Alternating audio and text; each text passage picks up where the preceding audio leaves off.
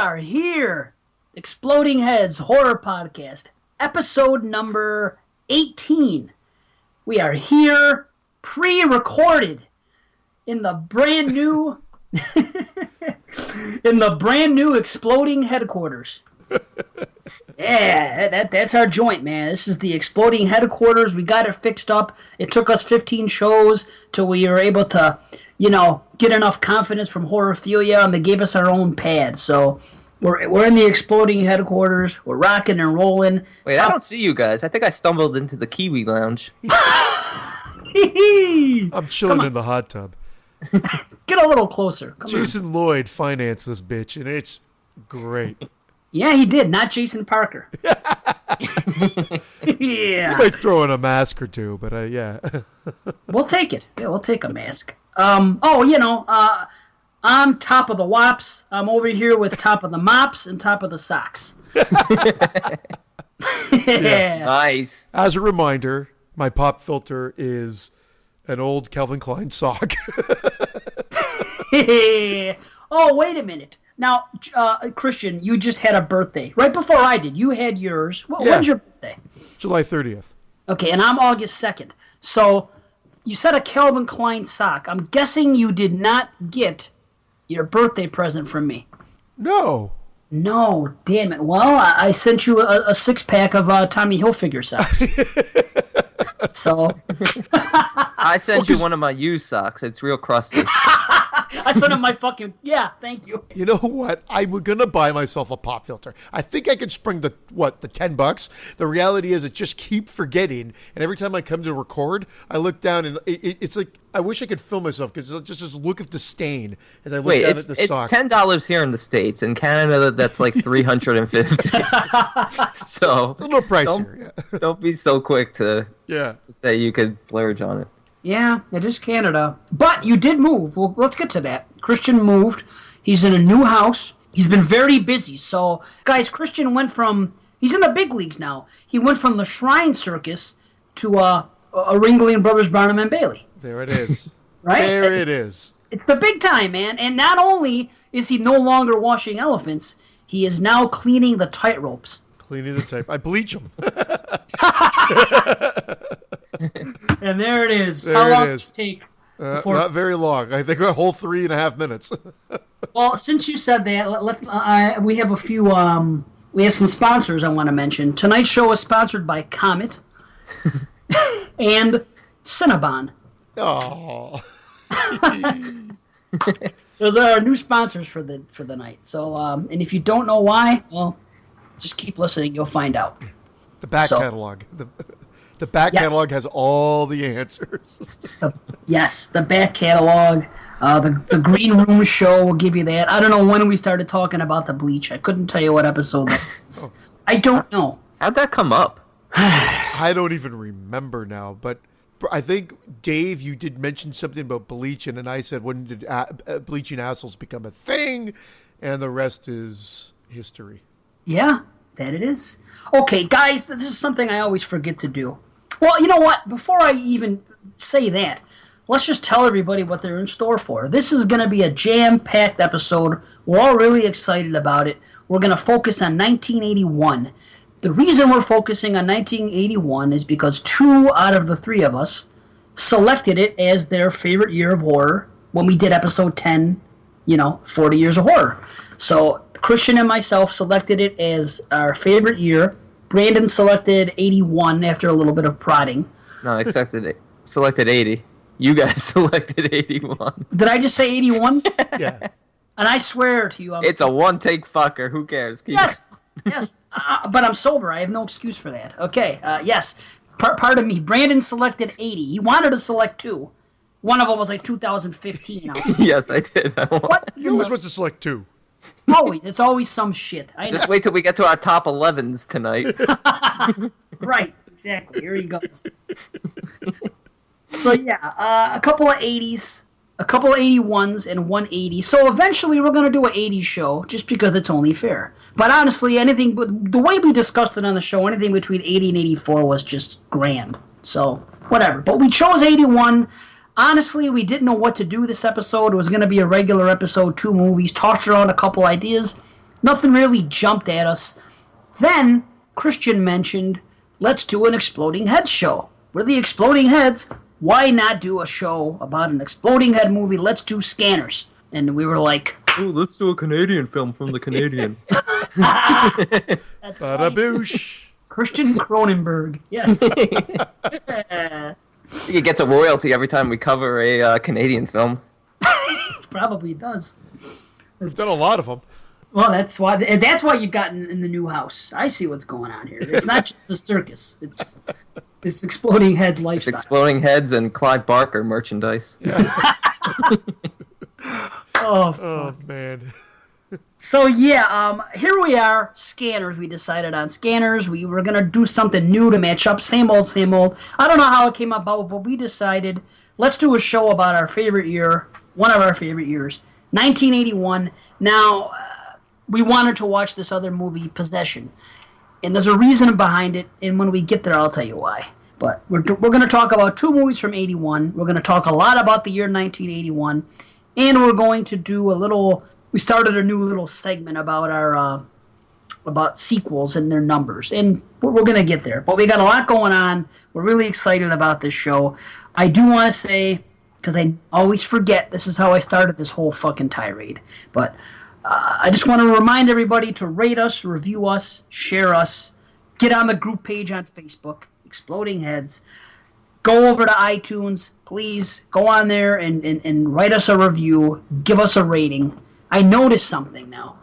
We have finally jumped ahead of the Exploding Barrel podcast. I'm glad to hear it. Yes, well, listen, when you do a search in iTunes, okay, you do your search, you go to your podcast thing. Usually, I type in Exploding, and the first thing that comes up is Exploding Barrel Podcast, and we were number 2 behind it. Because, go ahead. What's the Exploding Barrel about? Wines? I don't know, I never listened. Maybe we should listen and review it. Maybe we should do a joint one. It might be about wine. Exploding Barrel. I don't know. Maybe it is about wine. Or guns. Gunpowder. Yeah. Gunpowder, yeah. Maybe it is. It's a gun show. We're going to team up with a gun show. Imagine. Oh, fuck. Vote for Trump. No, I'm sorry. So, yeah, listen, we have 20 ratings now. They're all 5 stars. And somehow that got us a little bit higher in the search engine. So this just goes to show you that when you do this, the show grows. More people, we have more exposure. That's what we want to do. Now, we have officially 13, make it 14 now, written reviews. So we're going to have a drawing like I promised. So we're going to do that. But guys, just go onto iTunes, click the subscribe button first and foremost, and then write us a review.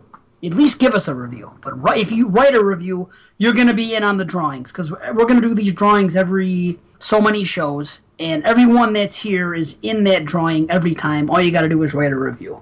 So, there you go. Before I get to that drawing, go ahead. I was just going to say, we should also thank everybody that's joined. I think you did say it, but welcome to all the new members to the Exploding Heads Horror Podcast Facebook page or group, because I don't think we actually, thank everybody that's joined recently. You put a post on there, but, this is this is legit right now. It is legit. It's on someone listening to music. I accidentally pressed our podcast when I was on our podcast page. That was the beginning of one of our shows. It's always you, Dave. I couldn't hear it at first because I got headphones in my ears. I'm like, what is that? It's more like Christian's having this really nice moment with the listeners. Dave's like tuned out listening to tunes. Yeah. More about us? He's like, I don't think we tooted our own horns yet enough. Oh, man. So, yeah. Thank you for all that. Yeah, it's really cool. And we've gotten some good feedback on some shows, and I'm going to get to that next as well. There is a lot going on in the world of Exploding Heads right now, so this is a good thing. What else do I want to say? Our email address, explodingheadshorrorpodcast@gmail.com. Nice and easy. And the big news, the Twitter is at @EHHorrorPodcast. Go on the Twitter. We're there, too. We're on Horror Amino, Exploding Heads. Horror. Yeah, the Twitter, like an old man. Get on the Twitter! Back in my day... I used to finger the Twitter. I used to finger the twatter. Now, they're talking about Twitter. I went to see Dr. Lipschitz the other day. He said, follow me on Twitter. Anyway. Oh, God. All you have to do to make a joke work is throw Dr. Lipschitz and it's done. Signed, sealed, and delivered. That's true. We'll always have good old Dr. Lipschitz. Oh, Brandon. Yes. Have you found out about this Lipschitz character or no? No. Okay. Because you said your father knew a Lipschitz, correct? I will find out, and that'll be the cliffhanger for episode 19. Okay. Maybe we can get him on the show. I believe it was a woman, and I believe it was an old girlfriend. Ooh, really? Yes. Even better. Hey, yeah. He was playing with my twatter. Your father. Now he follows me on Twitter. So, Oh, my Lord. Okay. This is not an episode of Exploding Heads. This is Dave recording his 1 hour stand-up special for Netflix. Oh, fuck. Here's the big news. We have a voicemail now. We have a voicemail. Ooh. You can call it. You can leave a message. And tonight you're going to hear the first of those voicemails. We announced it on the Facebook. But if you're not part of the Facebook, you don't know. If you're just listening, now you know. So here is the phone number. 702-625-2224. That's 702-625-2224. If you call us and leave us a voicemail, we will play it on the show. I don't care what you say. We don't care what you say. But good, bad, ugly, doesn't matter.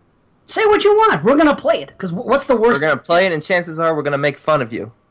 And if we like your voice, you have a chance to take over for Brandon. It's a revolving door for his position. Yeah, maybe you shouldn't bring Dr. Lipschitz on. Lipschitz. So, guys, get on it. So, okay, you know what? First things first, let's give something away. I have different things here, horror-related things. I'll tell you what, we're not fucking, what's that place called? Suck Till You Drop, right? We're not, right? We're not like that.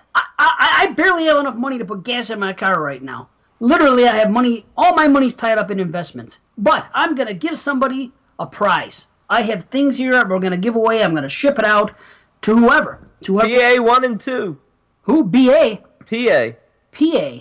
Paranormal Activity. Oh, Paranormal Activity. They finally came in. Oh, okay, let me come clean. I have a bunch of horror swag that was picked up, I think, from those monthly things or whatever. This was given to us by Mr. Matt Wazell himself. When we had the Great Banana Split of 2015, the sad day, Matt said, hey, I got some horror swag that I was going to give away on the show. I'm going to send it to you because I know you're starting a new show. So thank him for that. Thanks, Matt. Hey, you know, Thanks, on that note, not to like open up a wound or anything like that, but with that whole new, you got all those fans that joined up and whatnot. Are you guys going to do like an episode? Well, we kind of said, Matt kind of put us in a position where he said if we get 1,000, we'll do something. So we did get 1,000. I don't know how, how on the up and up it was. The activity hasn't gone up much more. We have 1,000 more people, yet we're still only getting a few posts a day. But I guess a promise is a promise. So you're going to have to take that up with Matt. I'm not at liberty to say. Oh, I don't care. I just know you have a big fan base. I don't really give a shit. You think I'm serious about it? I'm just... I don't go. I just want to make small talk here. No, all seriousness. Like, I know there's a lot of people that, for whatever reason, this doesn't fill the void, so they need the old crew back. And for one, what I say to those people? Bend over. I'll fill the void. Well, I tried, guys, and Brandon, of course, just turned it into a joke again. That's what he does. Fill the void. That's what he does. I'll enter the void head first. Floating head first. Yes. So, chair again. Matt, if you're listening, why don't you say something about it? It's not for me to say. Matt's the showrunner. So, but Matt is the kind of guy that keeps a promise. So, I would expect eventually to see something. Could be 5 years from now. It could be like a special. But he said there will be something. So I'll go on record and say that because Matt said that there will be something with Matt and Alex and myself eventually being released at some point. So, because, Matt's not a bullshitter. So we'll do it. Hopefully not a reenactment of Human Centipede. Yeah, why not? Why not? Who's at the front? I get to be the center. I'm always in the front. I want to be the center. Can I get in on this? Oh, Yes. God damn. I'm always in front. That's the rule. Because I gotta eat, man, and I don't want to eat ass. I want to eat food, even if it's dog food. Feed them. So, I took us here. I don't know why I'm disgusted by it. I can't wait to see if Human Centipede 2 shows up on anyone's top 10 list. wouldn't that be something? Are we giving something away? Oh, yes, thank you. Thank you. Back on track. I was about to say, where were we? Thank you, Christian. Yes, we're going to give something away. Because I literally have like 2 or 3 boxes here with some things in them. So, yeah, we're going to give them away. The only thing I have to pay for is the postage. But still, I mean, it's still going to cost something. So, I'm not stuck to you drop. I'm fucking Dave Z in the exploding headquarters with, barely 2 nickels to rub together. And I'm going to send something out to a listener just for writing a review. Now, let me say, we have 12 on the page, on the iTunes page. 13 is Neil Robson, who I read his email last time. He's from, I believe it was Australia. Didn't show up on ours, so we're including him. Now, if he wins, I don't know about the postage, buddy. We'll see. Of course, I'm going to send it. See, Air Kangaroo. Air Kangaroo? Air Joey. We will all chip in. And by that, I mean Brandon. I'm not chipping in. I'm Jewish. I'm Jewish. I don't you're chip in. lip shits over here to fucking come up with money. No, actually, like I was going to say, but obviously we're still 2 shows away. But for episode 20, I'm doing a 2-movie giveaway. Ooh. I'm deciding whether it's one person getting 2 movies or 2 people getting 1 movie.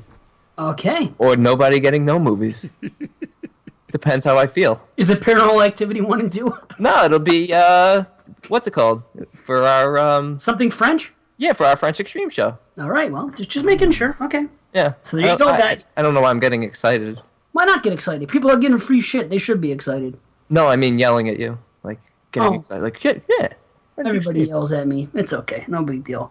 So, yeah. So, Neil Robson's number 13. Chuck Knight spoke to us this afternoon on the Facebook and said he's putting his up. Now, it's not up there yet because I know it takes time for iTunes to review it, but I'm taking the man at his word. So, he's number 14. Any relation to Chuck Wagon? What? Whoa, I literally hear crickets. Yeah. You're right. I opened the window. Yeah, and I That's awesome. I literally heard crickets. Finally, something that takes over for my ATM joke from last episode. Ah, yes. It only took, 20 minutes Chuck to Wag. get a worse joke in. Great. Stay tuned. Stay tuned. Crickets. I'm literally gonna close that window. You hear them, right, I Chris? can hear him. That's They're great. right next to us. Yeah. It was funny because neither one of you even responded and be like, boo. No, just cricket.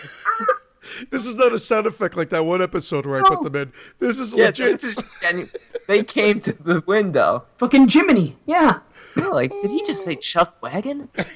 I gotta get to the window right now. Dave's like hanging the microphone outside. I gotta get this in. I might in a second. Holy shit. I can't believe it's probably a first in the history of podcasts. Literal crickets. Not a joke. That's like the equivalent of somebody pulling out a drum going when somebody makes a joke, We gotta get a drum set in this room in the headquarters. At this point, the listeners are screaming, do the fucking drawing. Yeah, do the drawing. Talk about horror. Okay, let's talk about horror. Let's do a drawing. 1 to 14, 1 to 12 are in order on the iTunes page. You know who you are. Of course, I'm still going to announce it. But 13 is Neil Robson, 14 is Chuck Knight. I have a randomizer here on the phone, and I'm going to put in a number. Oh, guess what? Want to know something funny, guys? I just downloaded this randomizer, right? And automatically, the numbers are between 1 and 100 until you change it. So just to test it out, I hit generate, and guess what number came up? 14. 18. 69. Yeah. I kid you not. Yeah, well, All right. yeah, man. This thing's got a dirty mind. So, now between 1 and 14, right? Number 11. Okay, let's take a look at number 11. Beep, boop, beep, boop, beep. You could sync that up later, Christian. This is about as high tech as scanners. Number 11. The person is someone named Ashley. Oh, I know who this is. Yes! Awesome. Good, good, good. I'm so glad she won. I can't say 100%. I don't want to out her if it's not really her. Wait, is it a 5-star review? First and foremost, they're all 5-star reviews. I know. I just... Every one of them is. Do we know Ashley? She's in our group page? No, if it's the Ashley I'm thinking of, she's not on the Facebook. She's not on the Facebook? No. How about Facebook, like most of the normal people? I'm not on the Facebook either. It's the Facebook for the rest of the show and the Twitter. That's just how I'm Twitter. Yeah. But yes, she, if this is the right person, she is a podcast host herself. And I hope, well, I'm glad whoever won. But is she the one from that new podcast? Which new podcast? I don't know. I don't even know why I said that. I'm pissed off that this cricket's getting more screen time than me. All right. Screen time. Fucking. You're as bad as... Put a little off on that motherfucker. Some raid. Raid him. Oh, man. He's fucking up my flow. I believe this is Ashley, Graveyard Shift Sisters. I believe from Girls Will Be Ghouls podcast. Cool. Guys, go listen to that show, by the way. But I believe that's going to be her, and I hope it is. So congratulations, Ashley. So, yes. So there you go. Give me your address. Give me what you got, and we're going to send it to you. And give me your phone number. She's on the Twitter. I know that much. So, there you go. All right. There we go. Ashley, you're getting a prize. Awesome. Okay, we're going to do that again when we get 20. When we get 20 written reviews, we're going to do it. And that reminds me, I should write a review for Ashley since this is her. Because I've been very lazy. I haven't written about anybody's. We were even talking about it when I was on 22 Shots. JP was saying, you haven't done it for us, we haven't done it for you, we're just that lazy. We really should do it. Hey, so. JP did put a nice little comment on the post-mortem radio site that I was like almost like I was like reading it going, I don't know if I should respond to this because he was pretty much saying, hey, let Christians speak more. I paraphrased it a little bit, but it was like he was asking some great questions, and it felt like he was getting cut off when we were talking to Felissa Rose. So yeah, I wonder where you got the idea to say that. Let Christian talk more. You hear that, crickets? Yeah. Okay, guys. That is our drawing. Now we have emails and voicemails. Let's do the email thing first. Because the voicemails, we have 4 of them. We're pretty happy about it. That's really cool. Dave's bound to mess it up in some way. So let's get the email. Something involving electronics. I have a phone in my hand. Of course I'm going to mess it up. He'll probably wind up listening to music for 20 minutes. Let me read the email. Oh, now the email comes from friends of ours. Okay. The Horror Cast. What's up, Headites? Been loving the show and loved having Dave Z as a guest on ours. Thank you. I loved being there. Maybe we can cross over sometime. I agree. You guys have picked quite possibly my favorite horror year ever. First, I saw the classic Ghost Story in 81, and I love it to this day. Secondly, the slashers in 81 are epic. Friday the 13th 2, Halloween 2, The Burning, My Bloody Valentine, The Prowler. Good God. So, instead of listing all the movies that I know you guys will mention, I wanted to bring to light a cool little flick called Dead and Buried. This is a different take on the zombie narrative. Ed O'Bannon co-wrote the screenplay, and it has a great twist. Any of you ever seen it? Also, Student Bodies is a great comedy horror before comedy horrors were a dime a dozen. Yes, I agree. Thanks again for producing your show. It is one of my staples. Mark Nato from the Horror Cast. So. Oh, cool. Thanks, Mark. Yes. I've seen Dead and Buried. I have too. Yeah. I have too, but I think there's more than one Dead and Buried, so I don't want to say it's the wrong one. Is the cover of the DVD like some guy's face like in the sand kind of, and yes, it's profile and it's cracked? Yeah. And there's like an infamous like needle in the eye scene. Mm-hmm. Okay. It's got Jack Albertson in it. Really? Grandpa Joe? Yep. Wow. That's what I always remember from it, because it's been a while since I've seen it, but I'm always like, oh, that's the one with Grandpa Joe. Wow. Finally got out of bed after 30 years. It's like a nifty little flick. Like, I mean, it's a great, like, mention. I would say that was, one of those movies that don't get mentioned too often. An unheralded gem. I agree. Yeah, but I'll tell you this. Here's what I remember about the movie. I remember the box cover. I remember watching it and enjoying it, and that's as far as it goes. So, but that's me. my memory is shit. But I do remember you know what I mean? Like, sometimes a movie leaves an impression and you know that you either liked it or you didn't. Does that happen to you guys too? Or do you guys have great memories? No, I have terrible memories. I know I like the film, I just don't remember it. Okay. No, I think I'd have a good memory, but there's so many movies that I watched, and when I was even going through this list, another one came up, Strange Behavior, and I know I saw it with the sort of it was like one of those abnormal kid movies. Well, the kids are abnormal, not the movie. Yeah. Okay. Kids are so like I mean, there's a lot of like ones I know I've seen, but I don't remember everything about them. Like Dead and Buried, I remembered, the syringe in the eye. I wish I could remember that. I think I still have the DVD in my house right now as I speak. See, I ended up selling a lot of my DVDs when I started becoming a blue tuber, as Brandon would say. You are a blue tuber. Well, I'm smart. I took my DVDs, I burned them, kept them, and I sold the DVDs on eBay. Why keep all those DVDs around when I'm just going to display my Blu-rays? Because must have been a big fire. Did you get Clive Barker to sign them first? I should have. No, I did not. But no, I did sell them. I sold a lot of my DVDs, and whatever. I only had so much room, and whatever. I don't have to fucking give you reasons. Damn. Student Bodies. Great stuff, huh? Everybody familiar? Yeah, it was good. And again, for the time, it was great. Exactly, and he summed it up before they were a dime a dozen. I think there were actually 2 this year, though. We had even Saturday the 14th. And right. Student Bodies came out this year. And I don't know when Wacko came out. I think that might have been 83. Wacko was the only other one I remember. And that had Clay. Clay was in it? Clay was in it. Wow. How does he keep fucking rearing his head on this show? Amazing. Christian just throws him in. He probably wasn't even in the movie. Well, he was in a movie from a totally different year. So, I did wedge him in. Yeah, he did get him in there somehow. He filled the void. No? Filled the void? Wasn't that the joke that Brandon said before? Yeah. Okay, well... That was like 10 minutes ago. He thought it was funny. I tried. Okay, anyway, Mark Nato. Yeah, thank you again. I listen to every show that the Horrorcast does. And you know what? I was going to say something on the webpage, but I'll say it live now. I listened to the last show. They did the Funhouse Massacre and the Funhouse. They talked about them. They gave their ratings, same thing we do. I wanted to say that I give them both a 6.5 out of 10. Both movies. But I do disagree with some of the what they said about the Funhouse. The Funhouse from 81, we could talk about it. It's 81. They were very much into the second act, or the second half, and not the first. And what else was it? I definitely even though there's no murders, I love the setup in Funhouse. Yeah. Right? Yeah. And when they get in the Funhouse and get trapped, to me, it really drags. I don't like the second half. I love the final chase in that movie. Just because it scares me.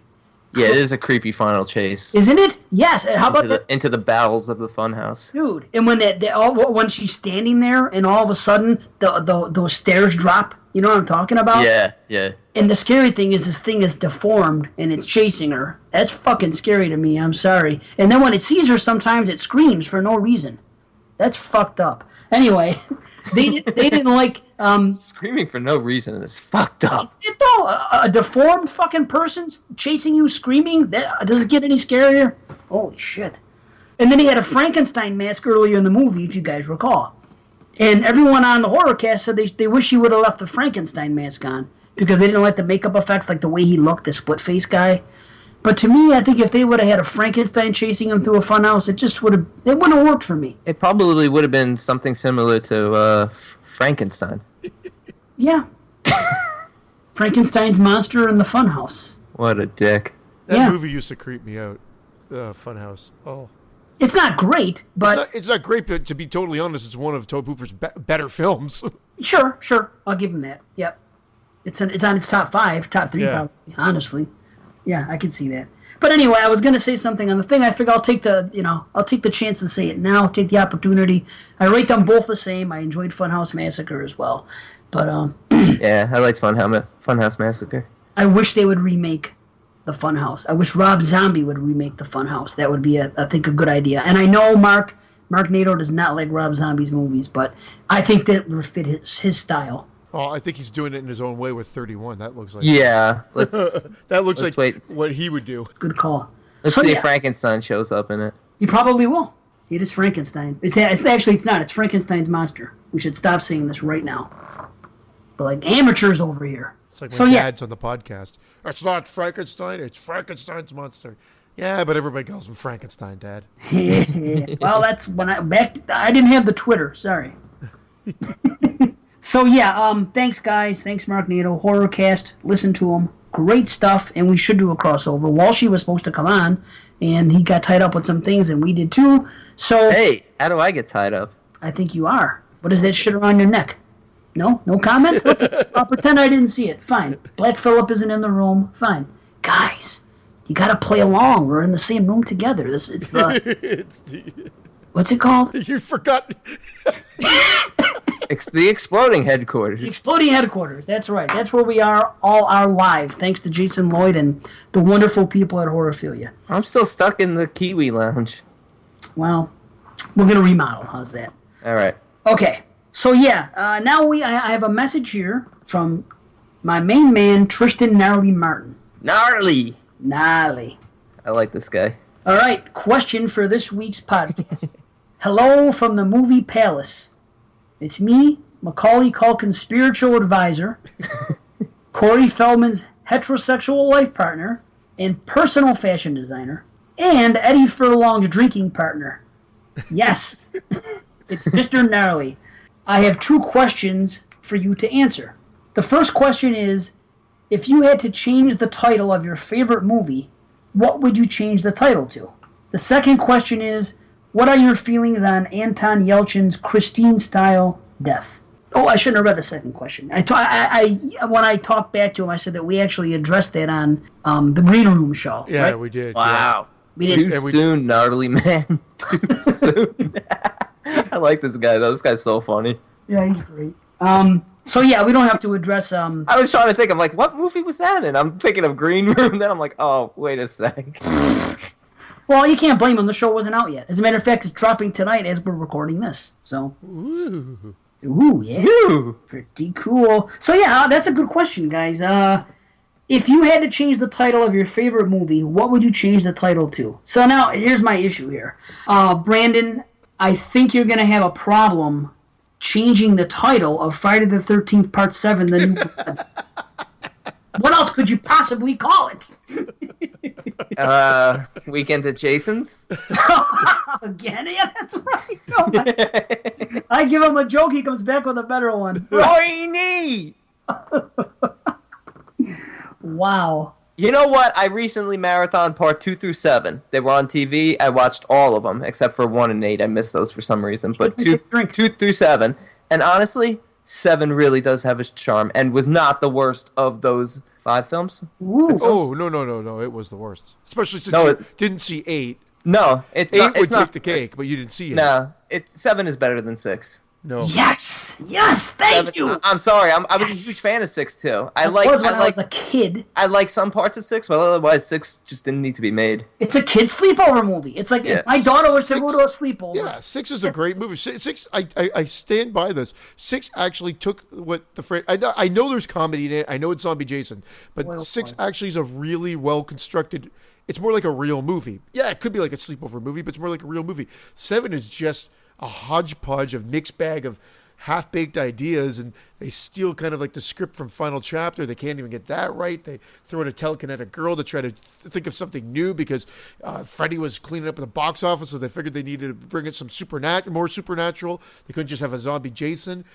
It's just horrible. The music. No, because it was supposed to be Freddy versus Jason.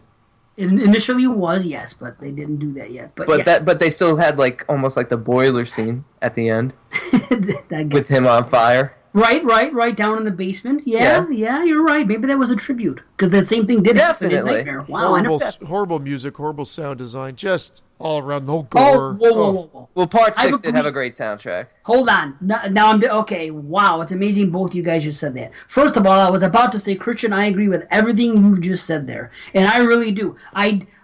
Is 6 a better made movie than 7? Yes. However, it's the one I least want to watch after 9. I have no desire to watch it because of all my problems with it. And after 7, 9 p.m. or after Part 9? Part 9. Part 7 is fucked up. Part 7's fucked up. Okay, I definitely. There's not a whole lot of great things going on. Everything Christian said, I echo it. I won't even repeat it. Okay, but you guys both said something. Christian said I don't like the soundtrack, and as I was about to interrupt him and say, wait a minute, it was better than fucking Part 6, Brandon comes in and says it wasn't as good as Part 6. So both of you guys agree that Part 6, you guys think that has a good soundtrack and 7 is shit? Yes. Is that what Part 6 was all, what's his name? All Alice Harry Cooper, right? Harry Manfredini's music in Part 6 is. I actually like that soundtrack, for the horror soundtrack, and it has Cooper.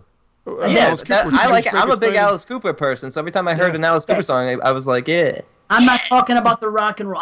That's fine. I didn't realize you were talking about Alice Cooper and the music. I was thinking of the score, because when you're talking about Part 7, it's always a score. The only one that isn't a score is Part 6, and it's still a score, but it has some Alice Cooper. Well, it's James Bond, Jason. Oh fuck! That's the jump the shark moment right there. The second that happens in that movie, the fucking franchise jumps the shark. That's why I laugh, that Christian. fucking. Is that you jumping the all- shark? Whee! I hate that shit. Bye, Jaws. It pisses me off, that fucking movie. Isn't it nice that I can actually talk to you guys about Friday because they're fresh in my head since I finally watched them for like the You first just time in changed the like whole 10 theme of the years? show now. Yeah. This is a Friday show. Yeah, fuck 81. Fuck the email. We're just gonna talk Friday. Everyone, just if you're playing the drinking game, just get a fucking bottle. No, they had a new drinking game tonight. They had to take a shot every time you said Matt's name earlier. So probably most of them are dead or in extreme alcohol poisoning at this point. Wow, I'm that repetitive, huh? Shit. At least you called it to my attention. I'm trying not to say as many F-bombs, because when I listened back to the Sleepaway show, I was saying fuck this and fuck. I couldn't believe how much I was swearing. I don't know why. I didn't hear it. I did. No, I did. It was It was every second. I was listening to the car, and typically I can listen to the show with the kids in the car, because and even this one, I just said don't mind the language in this one, and they're like, oh my gosh. I don't know what was with me. Maybe it was just that vulgar series. I don't know. It is what it is. But yeah, Friday. Let me say Part 6. I do not like that fucking boom, boom, that boombastic action movie type fucking soundtrack. At least Part 7 sounded like Parts 1 through 4 with the score. Not as good, but it still had the same cues, the musical cues. You don't think so, Christian? No, I don't. I think, yeah, I really don't. But God, oh well. I love the fact that we're talking about Fridays. Yeah, let's get off it. My God, wasn't there a question asked? No, yes. Okay, Brandon. We got to change the title of our favorite movie. Okay, change It it. has to be our favorite movie. Don't cheat. Pick your favorite horror movie and stick. Well, I always said my favorite horror movie was Silence of the Lambs. Okay, so change the name of Silence of the Lambs. What else could you call it? This fucking guy. Can you smell my cunt? Yeah, It's a catchy title. that it is. Come on, that's an easy answer. There's an easy answer for this. What, Hannibal the Cannibal? That's one. What's the other easy answer? Buffalo Bill. Buffalo Bill. Hey, I'm a Bills fan. Go Bills. No, I like something summer. with the sheep and the screaming, like that whole speech. You like the sheep? Black Phillip? What? The goat? What? No, serious. Something Like the something sheep. like when the screaming stops or something. Oh, when the screaming stops, brilliant. I'll accept that. That's a legitimate. That's something I would legitimately say that film could have been called When the Screaming Stops. But Good answer. thank you. That I could see a song too. You know, couldn't you see a song with that title when the screaming stops? Yeah, it's the score to Possession also. When the Screaming Stops. That's what the name of the score. Holy fuck. Which is an awesome score, by the way. Oh, We'll get to it. Christian, a preacher. Yeah. Oh, God. Okay, all right. Christian, what have you stated was your favorite movie? oh my god! I feel like I'm going to be Brandon here because my favorite horror movie changes so much. Like, What's it's your always the favorite same. today? It's always the same. I'll just go with. I Toxic guess Avenger. American Werewolf. No, Dawn of the Dead. I guess I'll go with. Okay, that's easy. What else could you call Dawn of the Dead? Now remember, it's the sequel to Night of the Living Dead, kind of. Well, Early, it is. early morning of the dead. Twilight of the Dead. Twilight of the Dead. Dusk of the Dead. This is a good question because really it's so embedded in and instilled in your mind. It feels like everything else would be a cop out. And there's so many zombie movies since that like just zombie apocalypse sounds like pretty cheesy. But back in the day, that would have been a perfect title for it. How about Mall Madness? Mall Madness or Zombie Apocalypse. I I don't think See, either. this is a question you probably should have given us ahead of time. No, this is fun to do it this way. Oh, it is fun to do it this way, because I think mine was better than Christian, so I win. I think so too. But wait till you hear mine. Oh, well, you've had a chance to think about it. You read this like an hour ago. No, because I didn't have much to. Mine's so easy though. I thought of it right away. Like after it might not even be good, but I got fucked because I'm saying The Shining. Okay, the easy thing to call it is Room 237, right? If that movie didn't exist, that documentary, and this question was given to you, The Shining, what else could you call it? Wouldn't it naturally be Room 237? How about Doll Boy? Dull Boy. Yeah, but anyway, I can't do Room 237 because it's already a movie. How about Red Rum? I got one. No. The Caretaker. No, you missed it. Red Rum would have been it. No, Red Room for the title of a movie. Yeah. Everybody would have gone to see a movie called Red Rum. I'd go see a movie called Red Rum now. I'd see it right after I saw Zombie Apocalypse. I'd see it right after I saw Early Morning, Dawn of the Dead, whatever. I don't even remember what it is. They would have ruined the twist. You don't want the movie called Red Rum because everyone will be saying, oh, it means murder. Don't you like it better if you're watching The Shining and you don't know what Red Rum means? Like the first time you saw that movie and you saw it in the mirror? It would ruin that fucking impactful shot to call the movie Red Rum. That's why I'm against. How about the Overlook Massacre? Get the fuck out of here. I think The Caretaker. That's basically what you just said. The Caretaker sounds good, but there's probably 6 million films called The Caretaker. How about Snow Maze? Snow Maze? Well, I'm sticking with The Caretaker, because but it might not be the best answer. We all had. How about Indian Cans? Calumet. Calumet. That's what the cans were. Calumet. I couldn't remember. Oh shit. Or Tubby. What was it? Tubby? Christian? Big Boy and Tubby? Oh yeah, that's right. Oh, that was great.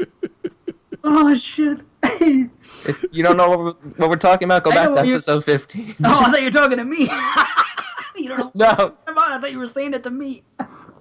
Sorry. Okay, guys.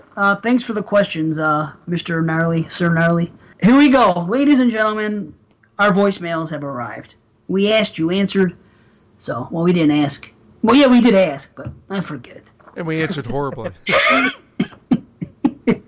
But we have some here. Now, I'm going to have to do my best to access them. So, this right here is officially the first ever message. Expect it to be a scorcher. Drum roll, please. Big moment. Let's see what they say. It's not a drum roll. Hey, yo, BC here, you exploding head motherfuckers. What's going on there, Dave Z and Christian and Brandon? Anyway, just want to say hi to my buds here. Give me a call sometime. BC on Facebook. Actually, don't give me a call. Just say hi. Talk to you later. Bye. You know what? That's perfect. BC. He was right, man. He sounds like a rapper douche. I was going to say it. That's awesome. You knew it too. I remembered. He calls himself a rapper douche. So that's how he actually talks. That's not like, because I know he's an actor, so. Oh. I think he was playing a part there. Oh, I don't As know. a rapper douche. He was really convincing as rap douche number 1. BC, if it was an act, every time you call and leave one, I'm asking that you always do a different character. If that was an act, if that was really you, then continue to be you. But that's a suggestion I'm putting out there. So that was our first ever one, and he says hello. And what do you say, guys? Oh, thank you. Hi. Oh yeah. Hello to you two. Oh, and thank you, BC. BC's a very loyal listener. So yeah, we love that dude. Vote for Zombie Apocalypse is the best answer to the question. Yes, do it. I dare you. Okay, here is our next voicemail. This is Chuck Knight. Hey, boys. This is Chuck from Memphis. Just thought I'd drop in and say hey. Glad you are doing the show. I enjoy listening to it. It's just a lot of fun to listen to you guys give your voice your opinions and argue sometimes, and it's just all around fun. I enjoy it a lot. Thank you for your continued endeavors. And my question is, if you could pick one of the movies you're reviewing tonight from the year 1981, I believe you're reviewing, if you could only have one for the rest of your entire life to watch, which one would it be? And keep up the good work, guys.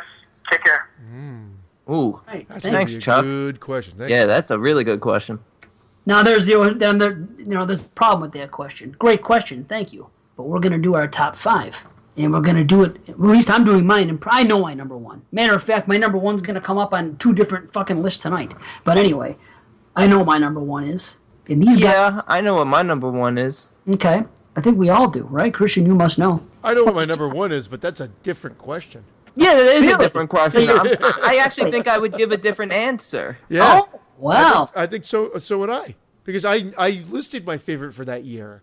Yet that is going to get the different response. I know. feel like did we have the same number one for that year? Same favorite for that year? Who? Yes, I think Me we and did. Christian Yeah, did. we did. and We did. Yet, Oh, yeah. wait, it was American Werewolf. Yes. I remember that. See, I paid Yeah, attention. I feel like So you're not if I had to pick one movie, It wouldn't Oh, be your favorite. it Okay. wouldn't be American Werewolf. Are we going to answer it now, or do you want to wait till later? Yeah, what do you want to do? Well, you may as well answer it. It's the question. If it's not going to be your Okay. number one, do it.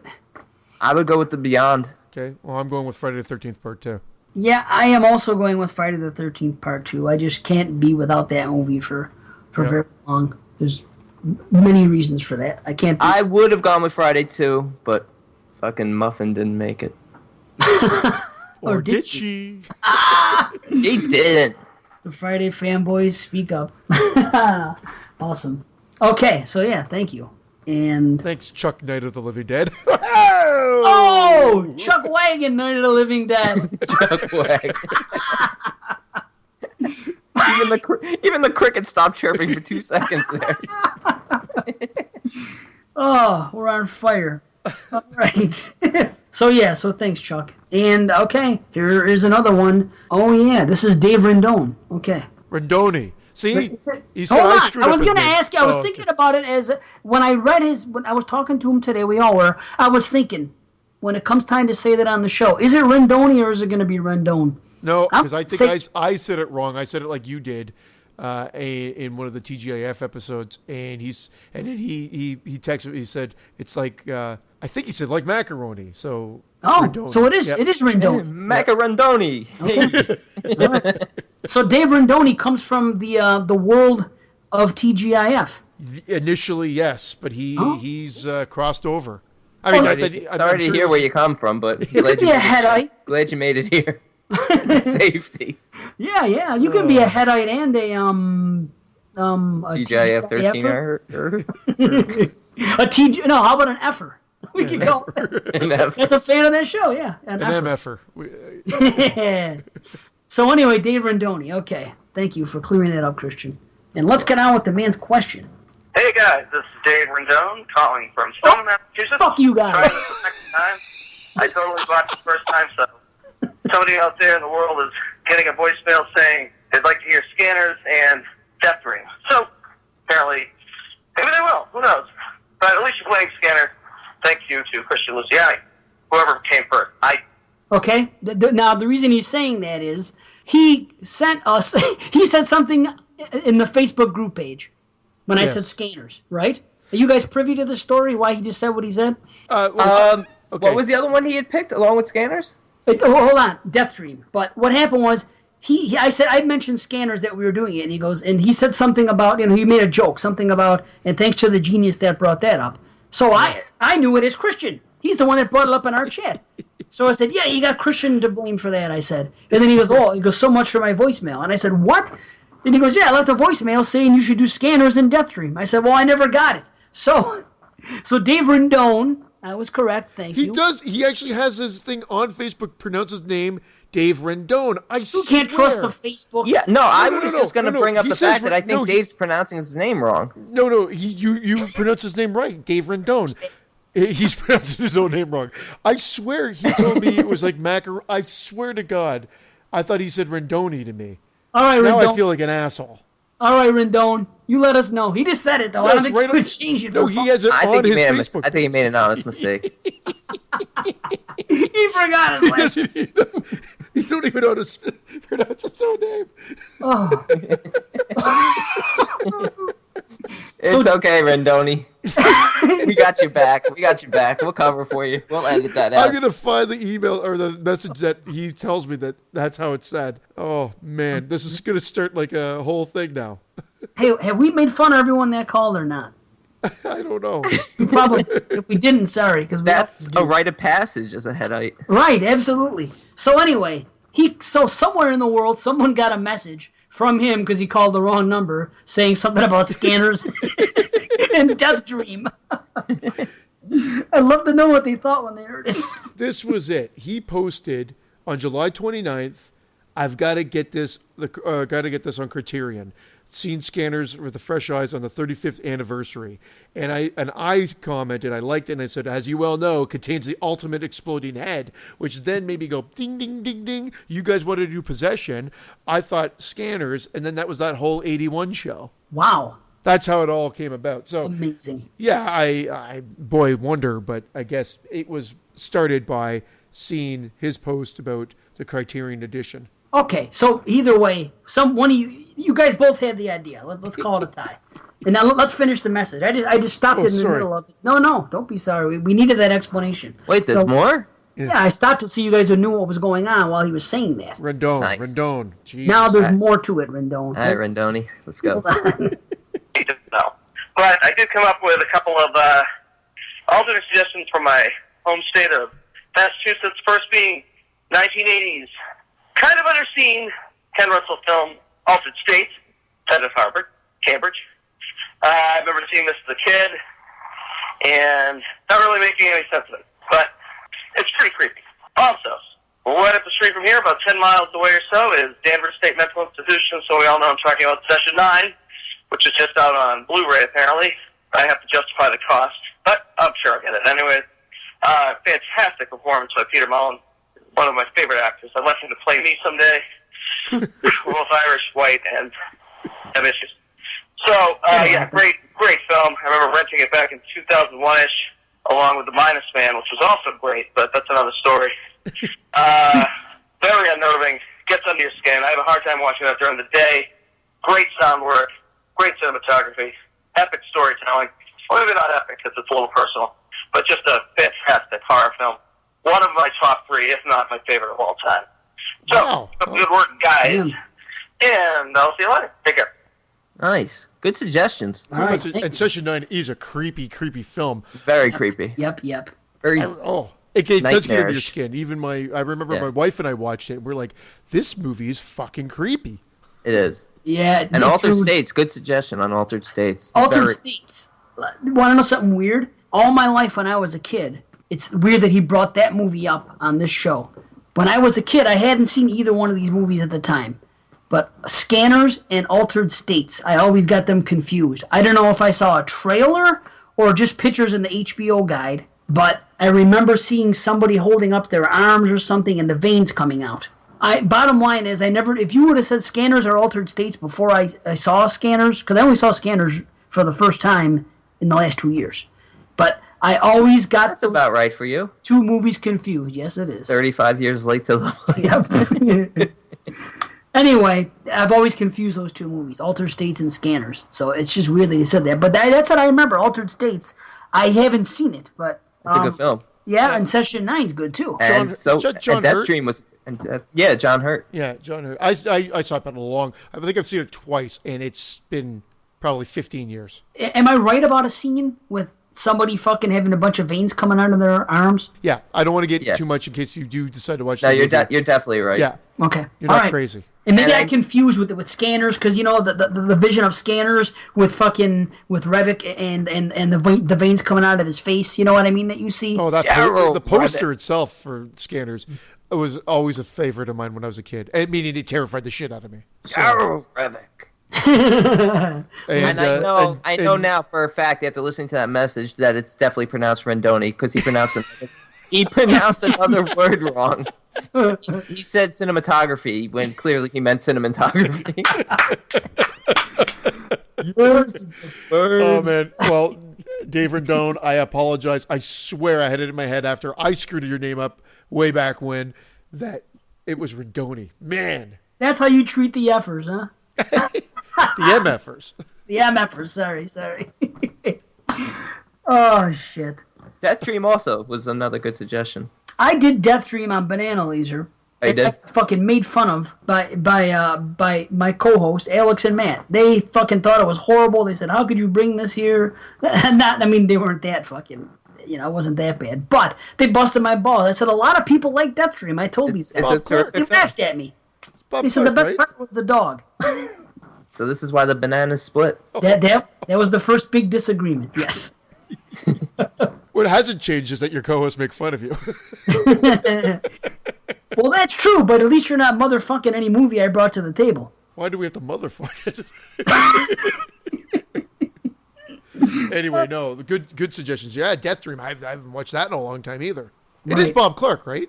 It Yes. is Bob Clark. Yeah, Bob Clark, the Vietnam vet, comes back and Yeah. Yep. Yeah. It's fucked up. Another dead dog in that film. Yeah, that's the best part when he kills that dog. He picks it up and he fucking strangles it with one hand. It's so funny. Dave loves his dead animals. laugh a minute.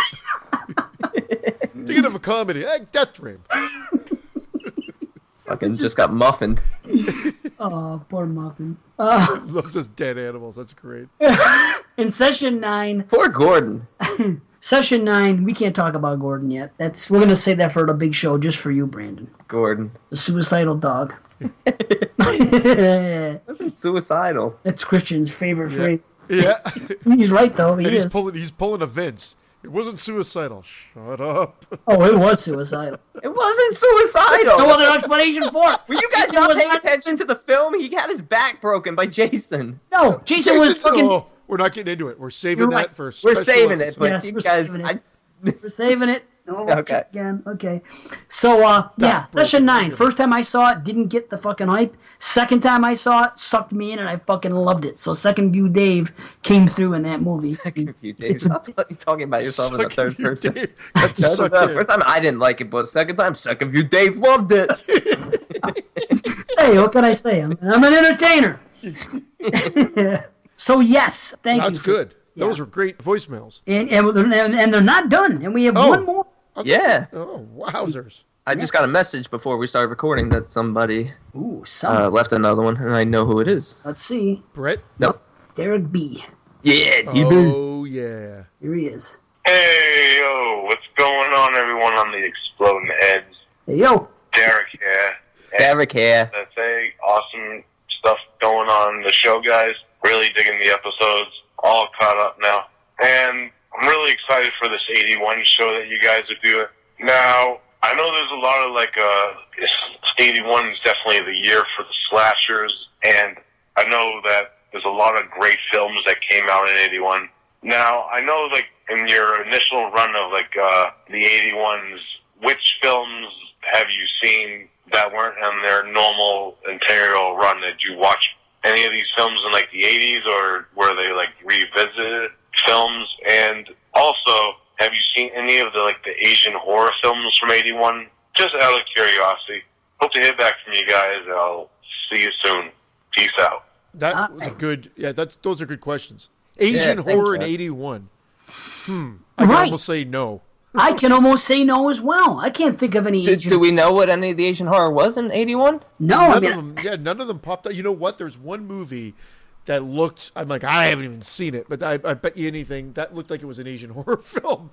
As we're talking, you guys talk. Possession. Christian, I don't know how old you guys are. I forgot, but you guys didn't see any of these when they first came out then. Well, you guys were still a little young, right? Yeah, I saw them all in the 80s, though. Yeah. And yeah, I can say that I saw them all in the 80s as well, but Not all. not I would have not seen anything from 81 at the time it was released. I saw everything on video after, like American Werewolf, Friday 13th Part 2, but everything during the 80s, for sure. Yeah. Yeah. Almost everything. I can see there's Yeah. some that somehow got by me. Dark Yeah. Knight of the Scarecrow. I did not see it on. I didn't see that till the 2000s. You Wanna know, hear something funny? I was going to say this later, but this whole show's about 81, so I guess it doesn't matter when it comes out. I still haven't seen Dark Knight of the Scarecrow. ooh. Well, So- we're doing that Scarecrow show. There, I've seen Scarecrows.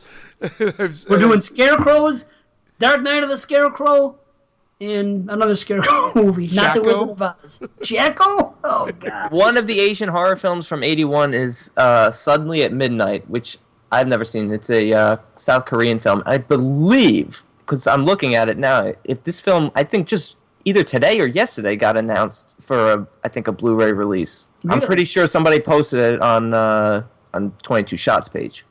Well, Derek B., he knows his Asian horror. I like to think I know my Asian horror, but Yeah, Derek's knowledgeable. does. Yeah. Obviously, I don't. You know what? To be honest, I don't think I've seen any of these films in the '80s. Probably not you. American Werewolf, Howling, and Friday the 13th were probably the ones, and Halloween. But after that, it probably wasn't until I was a little bit older that I saw all these others. And one of the ones that I just saw recently on my horror movie challenge was The Pit. Oh, yeah, that one. It's on YouTube, isn't it? Yeah, I actually watched it on YouTube, and now it's getting a Blu-ray release, which is actually pretty cool because it's a good movie. I still haven't seen it. Yeah, and Pit- Ghost The Pit is Story I horrible. saw a few years ago, which I loved. I need to pick up the Blu-ray copy of that. Ghost Story. Did Yeah. you just say you bought The Pit? Sorry, because I was looking at the movie and it is that. I was thinking of the exact same one. That's the only one that I see from '81 is that Suddenly a Minute or whatever. Yeah, that's. I believe it got a Blu-ray announcement just recently. Did you just say you bought The Pit? I didn't buy The Pit. Okay. You watched it, but Yeah, I it's watched it going to on be for YouTube. sale. Yeah, thank God. It's that bad. No, it was fun. It's fun. Oh, no, it's bad, but it's so bad that you have to watch it. But I would never want to own it. Gotcha. Okay. I think it's the kind of film I would want to own. It's just like silly badness. It's easy to watch over and over. That's where we differ. I'll settle it. I'll watch it, and I'll let you know what I think. I'll settle On a it. Just future fucking buy it. You'll be watching it at 1.5 speed, trust me. Oh, I will? Oh, shit. Yeah, for most of it. Then until he scared me off. Yeah, until the teddy bear starts talking.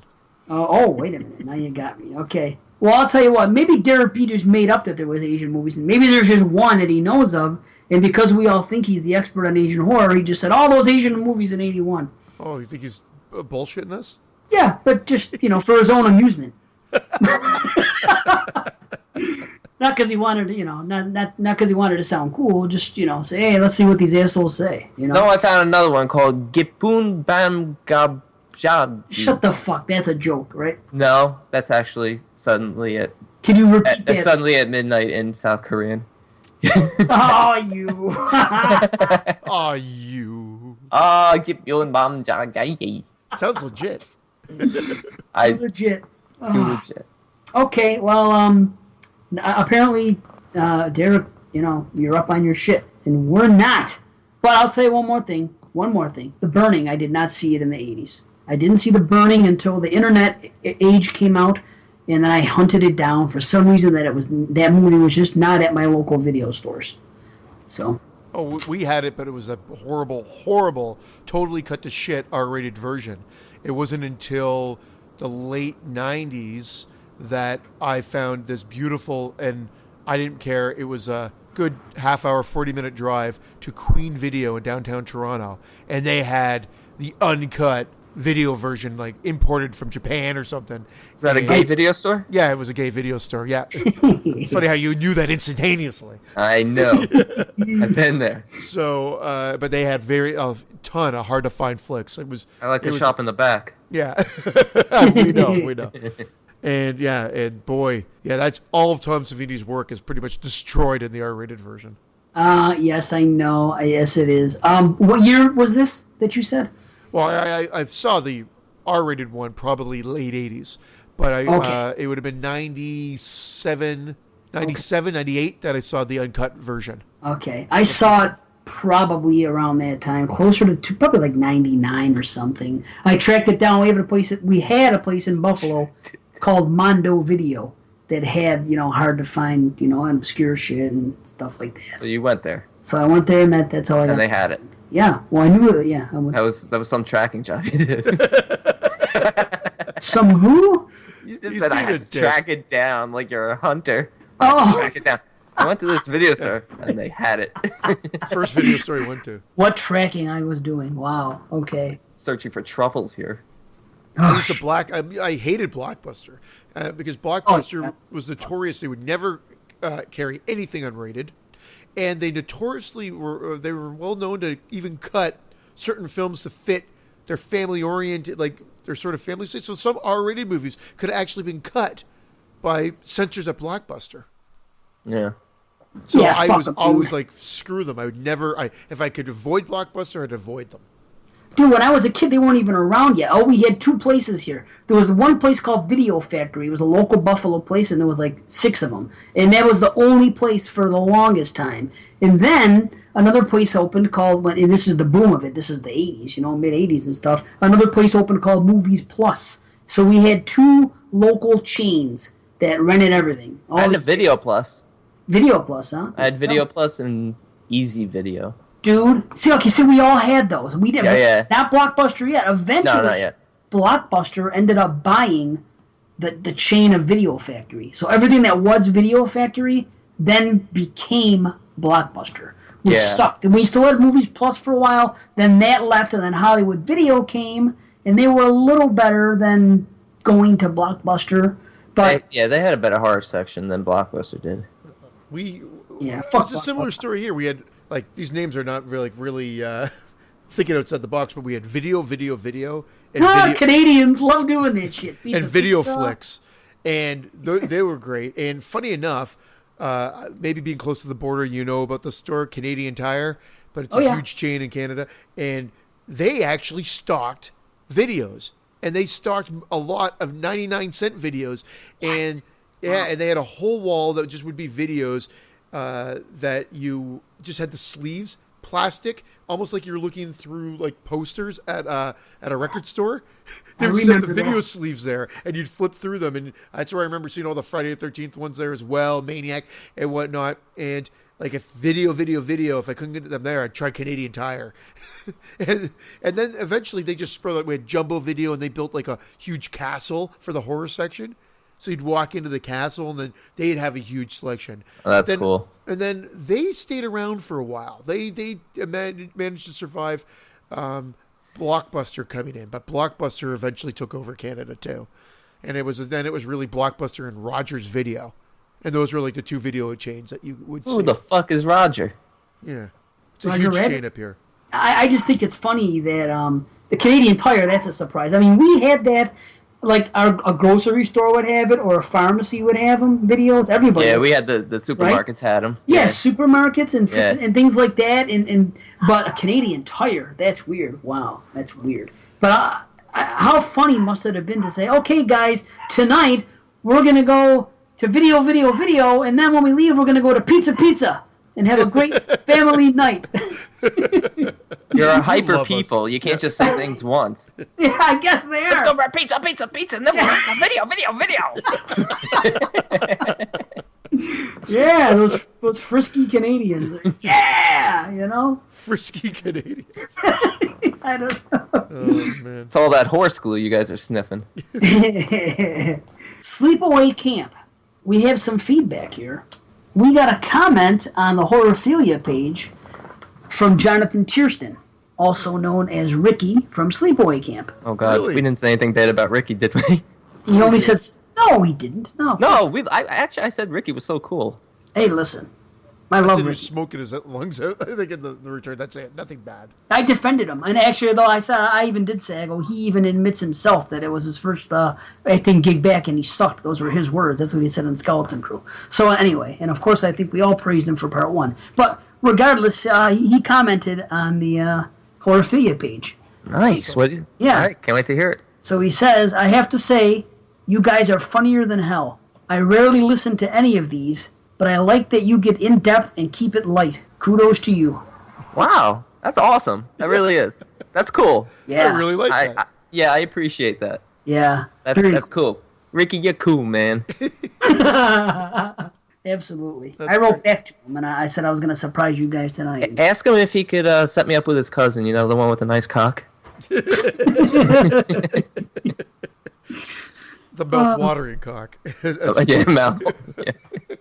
I can't believe I say some of these things when I go back and listen to them. I like cringe. I'm like, because sometimes like certain people, like family members, will be like, "Oh, give me the link to the podcast." I'm like, no. There you go. Yeah, right. My mom's friend says that. She goes, "Oh, I'd really like to hear your podcast." I'm like, Oh. no, you wouldn't. I don't think so. How are So, you yeah. in cunt jokes? Yeah. I'm trying to keep it clean tonight. I haven't had too many F-bombs. No, we've been very good tonight. So far. Hey, cunt's not the F-bomb. That's cool though. No, And, it's not. No, got a no. message from Ricky. Yeah. Thanks again, Jonathan. Yeah, that's awesome. Yeah, Thank that's you, Jonathan. cool. Yeah, I'm sorry I keep calling you Ricky. No, that was just a character you played. I'm glad he listens because he's probably listened to plenty of shows that covered. Like he said, he goes, I usually, I rarely listen to any of these. So he's probably tried some and, Yeah. maybe ours is one of the better ones. So that's Yeah. cool. Hope you keep listening. I thought that went without saying. I wonder if he's interested in that Sleepaway Camp musical idea. It's funny you should say that. I was listening to Killer POV just yesterday, an older episode, and Felissa Rose was on it, and somebody brought up Sleepaway Camp being a musical, and she went into this number. She goes, I have a penis, or something like that, and she sang a couple songs. She said that and something else, so it actually came up on that show as well, and she was spot on with coming up with songs for it. Well, So- how long ago was that Radio Killer POV? Was it like in the last year? Yeah, show? that was probably 2 years ago. Way Yeah. ahead of its time. Oh yeah, absolutely, and that's a tie-in to our to something else, that show. But we'll get to it. So there's something else. I think one of the songs was going to be Darth Vader's dad tried to rape me. Yeah. Well, no, we did. Ours was 2 years ago too, and ours was. Yes, and boss. I'm gonna stick a curling iron up your cunt. Yeah, it was all about that whole scene. Yeah. Oh shit! It's funny that you said that too, because she said that she goes, I have a curling iron. There was a girl that came on the set. Okay, this is great. Goes back to Jonathan Tiersten.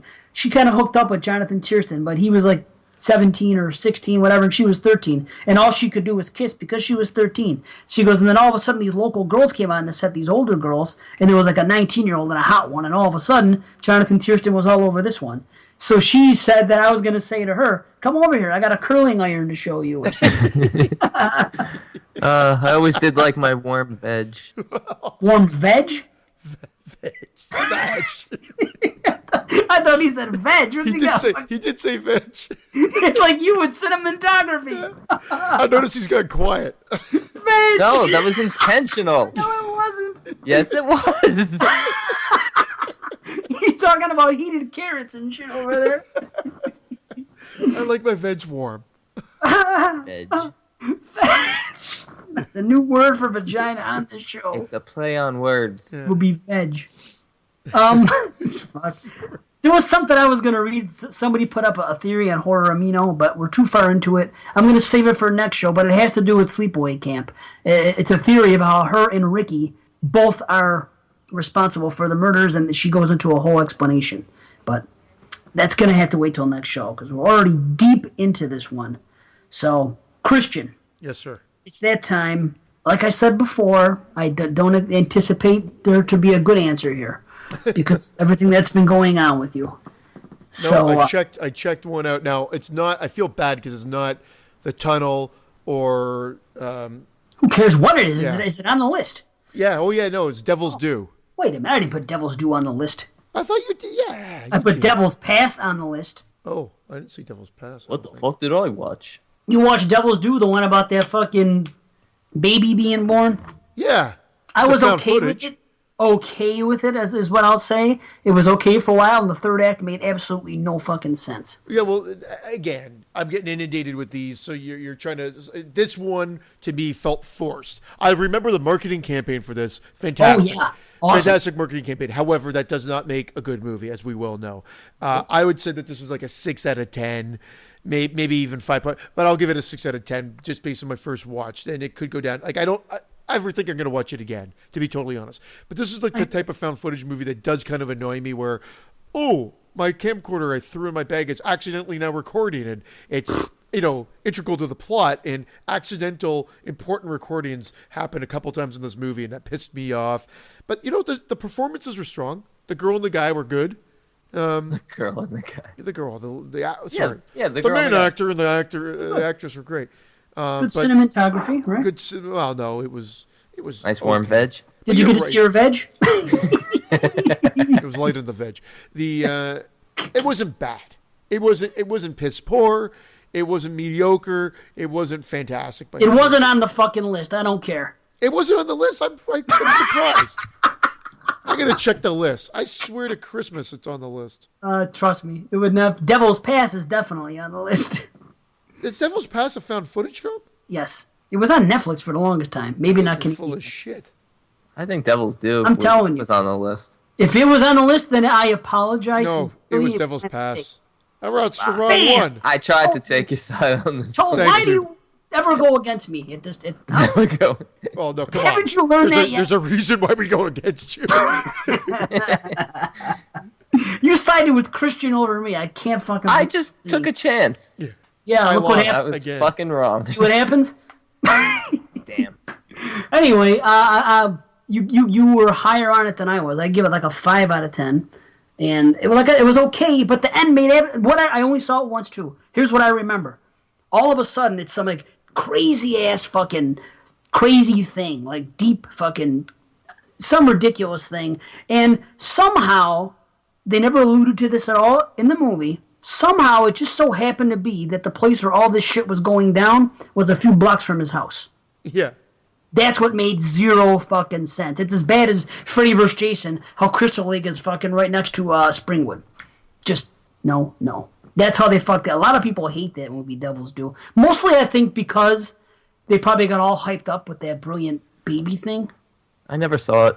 No? Well, I don't think I want to now. Bother. Well, it's not going to change your opinion. It's definitely, I know why it's not on the list. So again, it surprised me that because I guess, yeah, I was like, well, this is not all that great, but it was passable. I mean, so maybe a 6. I said 5.56, but I did end up saying I'd give it a 6. But yeah, I mean, maybe that is a little high, but Hey, You don't have to defend your 6. Your No. 6 is solid. that's good. I'm glad you enjoyed it. I'm glad you accidentally picked the movie because your heart was in the right place. You thought it was. Glad it was your favorite film of last year. I'm just glad I didn't watch it and it was like a 2 and you fucking hated it. Actually, no, I'm not glad. I wish that would have happened so I could have said, that's what you get for fucking not looking at my list. Dave's getting angry now. yeah, he is getting a bit angry. Not at all. No, it's funny. It's funny. It's very. I'm glad that happened. It's better than me watching it. At least we got humor out of that. Granted, I still have alien abduction on this fucking list.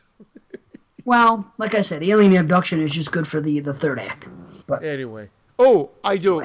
I'm sorry. The Taking, which for whatever reason, it's not called The Taking of Deborah, whatever. Deborah Logan. It's just called The Taking on Netflix. At least Netflix Canada, that's what it's called. What? I watched that as well. I forgot. Sorry. That was the one that I watched as well. I thought in Canada it's called the Taking.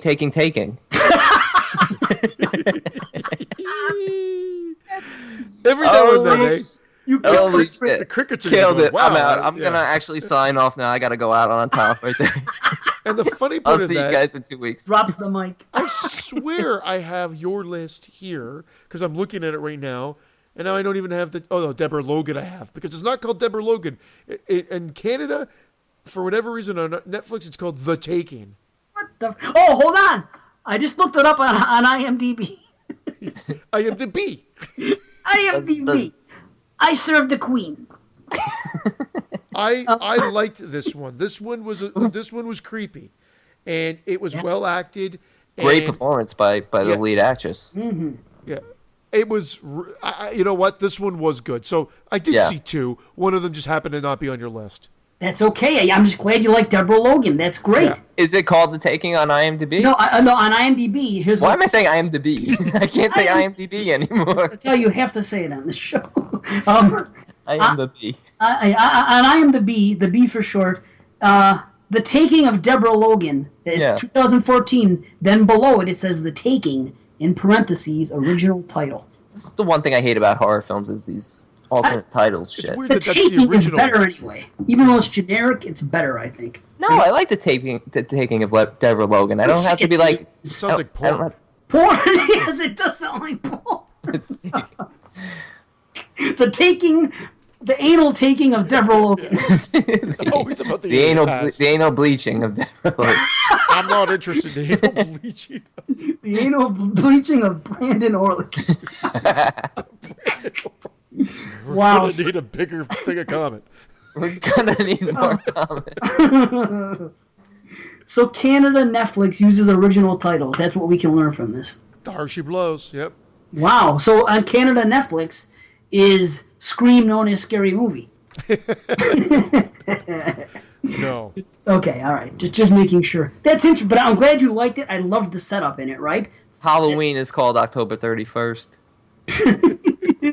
No, it's called The Babysitter Murders. Ah. Oh, yeah. Oh, yeah. So, Deborah Logan, what did you think? You really enjoyed 7 it? out of 10. 7 out of 10. Yeah. Nice. Yeah, it was that one was well done. Actually, the performances across the board were good. And this one, again, I love the fact they set it up as they're doing a documentary. Maybe that's a cop-out now for found footage movies. I love it. But I love it because that gives you the whole reason for why the camera's always rolling. Documentary or fall documentary, whatever you want to call them, found footage movies, they took found footage to another level. I'm a sucker for those kind of movies. Yeah, I like that too. And this one was real creepy. So many of them have been great. That's why. There's been like a good dozen of them. I think at least 10, 12 on my list that I gave you are that kind of movie that it's set up like a documentary. Yeah. So cool. Good. So found footage is still kicking your fucking ass like fucking Sam Neill slapping that chick around in Possession. My lord. In what scene? Which brings us to this. Brandon does not have a movie challenge right now. So, Well, I do have a challenge, but I will read it on the next episode. yes, chill to the next episode. Right. For now. Okay, moods. Hey, that's Snoop Dogg. Oh. So, Okay, Snoop. so we decided to challenge Brandon to this movie. Now, this is how this thing started. I'm going to give the devil his due. Or the way Christian's saying, maybe not. But what Killer POV became Shockwaves. Okay? One of the hosts on there by the name of El Ricane has been pimping. It's an ongoing joke on Killer POV that he mentions this movie Possession every episode. It's like us with our anal bleaching or whatever. Fucking, Right. what does Brandon always talk about? Picnic and hanging rock. Whatever. So... Fuck! I didn't even bring it up tonight. Well, I did, so there you go. So the ongoing joke, I think it's his favorite horror movie, straight up. And he talks about, and he's into a lot of artsy stuff, which I think, for the most part, we are. We have nothing against those kind of movies. But anyway, that's his thing. So he's always talking about it, I've been listening to the shows for a while now. I'm like, I gotta see this fucking movie Possession. So when 1981 came into the picture, I got my hands on Possession, and I said, I'm going to watch this with or without you guys. I knew I was going to watch it, but I wanted to watch it for the podcast because I have so little time to watch movies that 90% of what I watch movies now is going on a podcast. So, because I wanted to, I said, 81, that's going to go with Scanners, let's do it. Now, this is not your ordinary movie, and if we try to dissect this movie and try to review it and try to do it like we usually do 2 reviews, We'll be here for 3 weeks. it's not going to be a very good show. I think pretty much what you guys have been listening for the last 90 minutes is more entertaining than us talking about Possession. I hope anyway. We're having fun. Well, we should say a few things about it. We're going to say a few. That's what I'm getting to. So Brandon watched it once, then said I got to watch it again and again. And he said you guys are going to have to watch this a bunch, especially Dave, to fucking talk about this movie. And I'm like, okay, well I'm not going to have time, and it's a 2-hour fucking movie. So, okay. So Brandon watched it again. I said, okay, Brandon, from now on, when you don't have a challenge issued by anybody, Christian and I are going to challenge you to do something. And the first challenge is watch Possession as many times as possible. And instead of us doing a full review on it, you give your thoughts, and we'll talk a little bit about it. But since you've watched it so much, why don't you give it an intro like you always do? Okay. Then go into it, and then I'm going to come at you a different way with how I want to talk about it. But we're going to try to keep this quick. And It's going to be spoiler, but it's a fucked up movie, so whatever. Listen along, hope you enjoy it, guys. So, there you have it. Let's talk about The Possession. Okay, so our first review of the night, Possession, obviously from 1981, directed by Andrzej Zulawski. A woman starts exhibiting increasingly disturbing behavior after asking her husband for a divorce. Suspicions of infidelity soon give way to something much more sinister. Ooh. Now, this one is Zulawski's first English language film. He's a Polish director, and this one stars Sam Neill, who went on to do Jurassic Park, and Isabelle Adjani. Gorgeous. Gorgeous, and I gotta say, man, her performance in this is just phenomenal. Yes. Phenomenal. It's one of the best performances I think I've ever seen. Wow. I mean, Wow. I say that. I mean that. Ooh, here we go. She became her character. Look, I agree. She was great. I mean, to the point where, like I said, I was watching the director's commentary. That was my third viewing, was the director's commentary, and I didn't know this, but she actually slit her wrists after filming this movie. Wow. When she started watching it, it upset her so. She slashed her wrist. Luckily, she didn't kill herself, but she really became the character. And as I was watching this film, and I'm there's no, you could think I'm lying when I say this, but the first thing I thought of when I'm watching her performance is, I'm like, she very much reminds me of how Daniel Day-Lewis does his roles. Like, she becomes the character. And as it turns out, I didn't realize that she was in a relationship for 5 years with Daniel Day-Lewis and actually has a child with him. Wow, what the fuck? I believe that was after this film, but I just thought it was one of the best performances I've seen, period. That's really bizarre that you say that, because I thought, although there are hints of a good performance there, the whole production, everything about it is so overwrought that it just takes you out of the movie, and I'm just snickering the whole time through it, thinking it's absolutely ludicrous.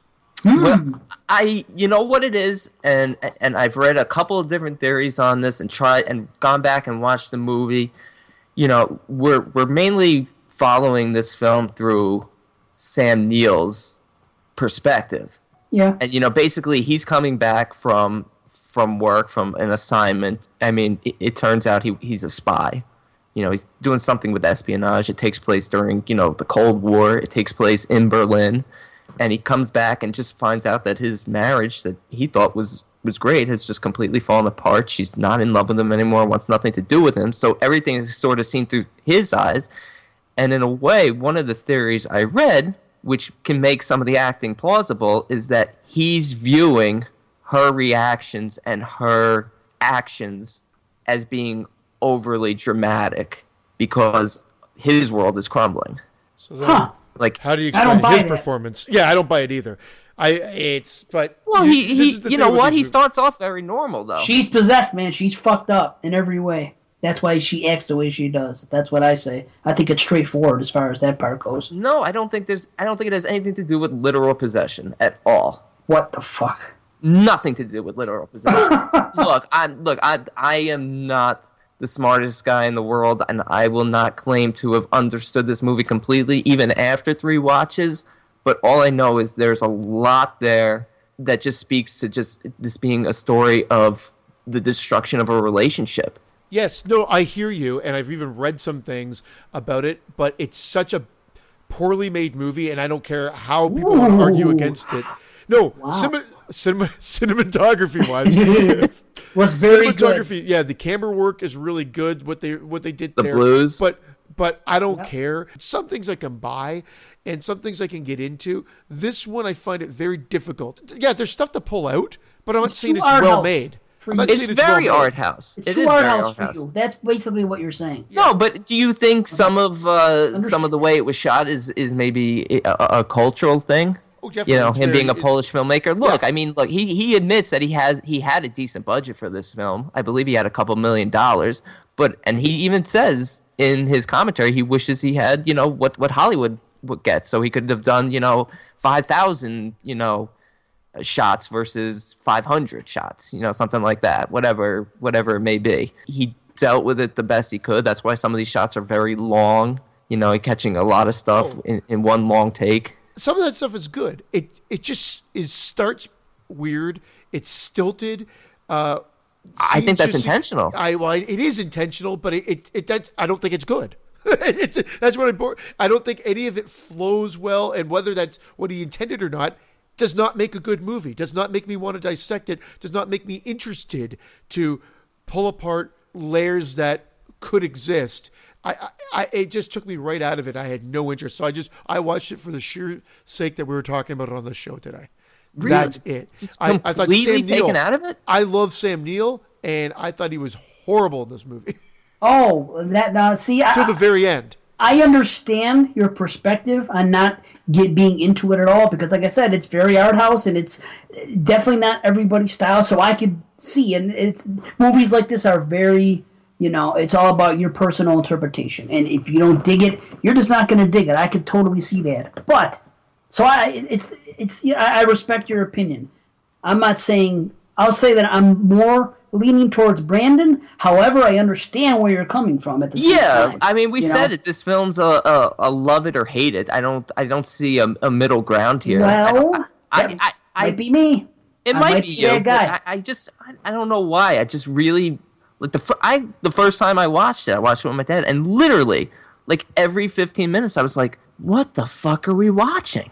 Well, yeah, I did that too. I did that in disbelief that I actually had to continue. And I was like, wow, 2 hours. And I'm going to interject this here. I'm going to add it in. This is a review that I think sums it up perfectly. And this is why I never sought this movie out, even though I remember seeing the video box at all the video stores we talked about earlier, video, and everything else. This is a review by Chaz Bolin. He did like Deep Red Horror Magazine. He did the Gore Score. He had a couple of his own books. He would guest write in Fangoria Gore Zone here and there.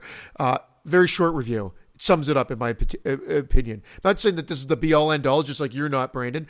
But I think this is hilarious. Pretentious, hysterically absurd horror art film has an erotic European ingenue humping a tentacled cucumber monster while musing about the meaning of life. Must have been lots of bad acid making the rounds over there in the early 80s. U.S. version is nearly half an hour shorter thanks to merciful censors. Bless them. I'll admit that's funny, but honestly, I get it. Okay, this film's not for everyone, but honestly, I can't dismiss this as just like pretentious because I see so much more there as I continue to watch it over and over. I'll say one thing. I agree with cutting 30 minutes out of the film. Oh, the whole lead up is and you're gonna say, Brandon, it's necessary because it's about their relationship dissolving. Well, it's I'm okay with that. Madness. It's amazing how they change throughout. I'm fine with it. Cut that whole character right. Anything that has to do with that guy, what's his name, Heinrich? Cut anything to do with him out of the fucking movie, and it will automatically go up a full point. Because I don't know if the moral of the story is that this is a big drug scene that he's involved in and he's got her involved in, but everything that's coming out of his mouth is fucking nonsense. His behavior is nonsensical. He's fucked up. I say you're supposed to hate Heinrich. Heinrich's like... I know, but he's just talking, and he's talking about things that make no fucking sense, and it just... They make sense to him in his perverted world. Fine, but we don't need... He has this sense of entitlement, and it just... He's not needed to this story. This movie could have been simply about her moving to another apartment where all this crazy shit's taking place. She doesn't need another man to leave to break up with fucking... No, it had to be because Mark's character believes that the other man is Heinrich. The other man is Heinrich, isn't it? No, the other man isn't Heinrich. The other man is the monster. No, then how come Heinrich's parents fucking know her and he brings her by and they talk about fucking her? No, he says he fucked.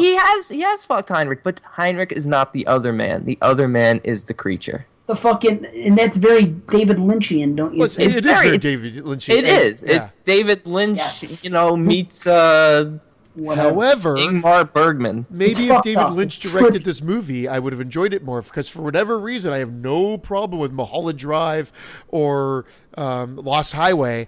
And I'm not saying I totally understand those movies or any of it. Like Blue Velvet, for that matter, is a little bit more straightforward. But I can get into those more. I'm there for the ride. This one I just was found very frustrating to be part of. And at the end of the day, I feel like she just be possessed by cock is what I got from it. Like honestly, from a bare bones standpoint, it was like he wasn't a man. She needed a man. And again, whenever wacky things would happen, it would create when he would cut himself up or when she was covered in blood, suddenly she was attracted to him again. Because they were sharing a commonality there. Yeah. And that's sick behavior that she could connect with, because she was basically she was the evil version. That's how she was presented. Anyways, there's really no good scenes with her in terms of her exhibiting good behavior. She's losing it. She's mean. She's killing, obviously. So anytime Mark is being apologetic and trying to be rational and stuff, she despises him and loathes him.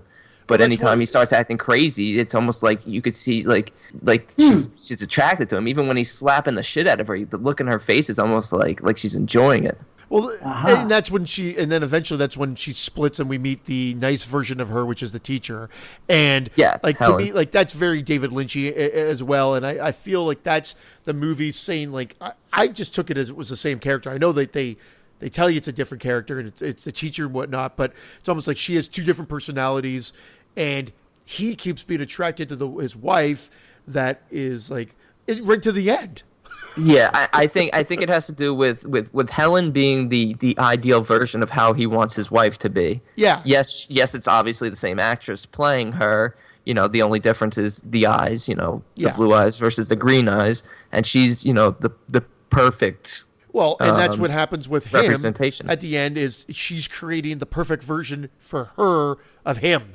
And only he's an evil version, because it was born from evil, because the one scene in which she tries to speak to God doesn't respond to her. She's just moaning at the statue of Jesus, and then winds up later on just flipping out and miscarrying this. Yeah, and that's the most unsettling scene in the movie. And that scene is that scene did get under my skin a little bit, but it was the only thing, not the only thing, but one of the only things that really did it. And again, it's an art house movie. Like right off the bat, it's an art house movie, but I'm not dismissing it because of that. I'm just feeling like it still wasn't done well enough, in my opinion, to warrant.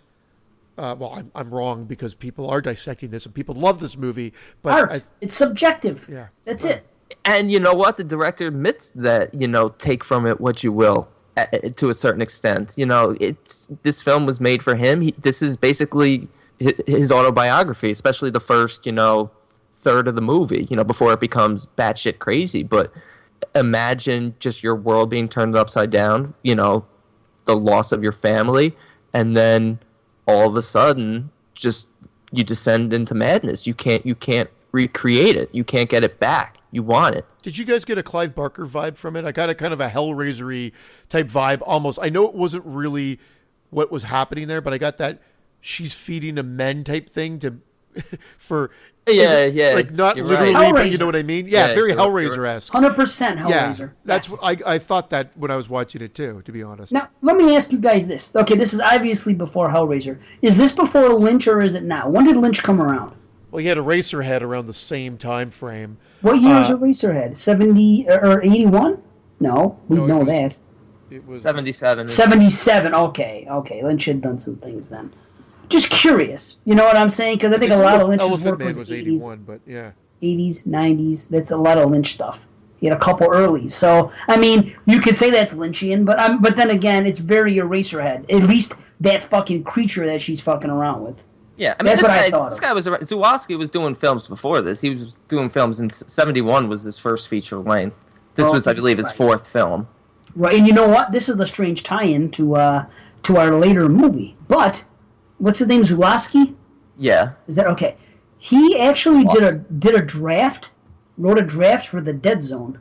Did he? And then Cronenberg ended up getting it. But could you imagine? Yeah, if he would have got it, strange, huh? Wow. I would have liked to have seen that version. I mean, I love that. That's one of my favorite Cronenbergs.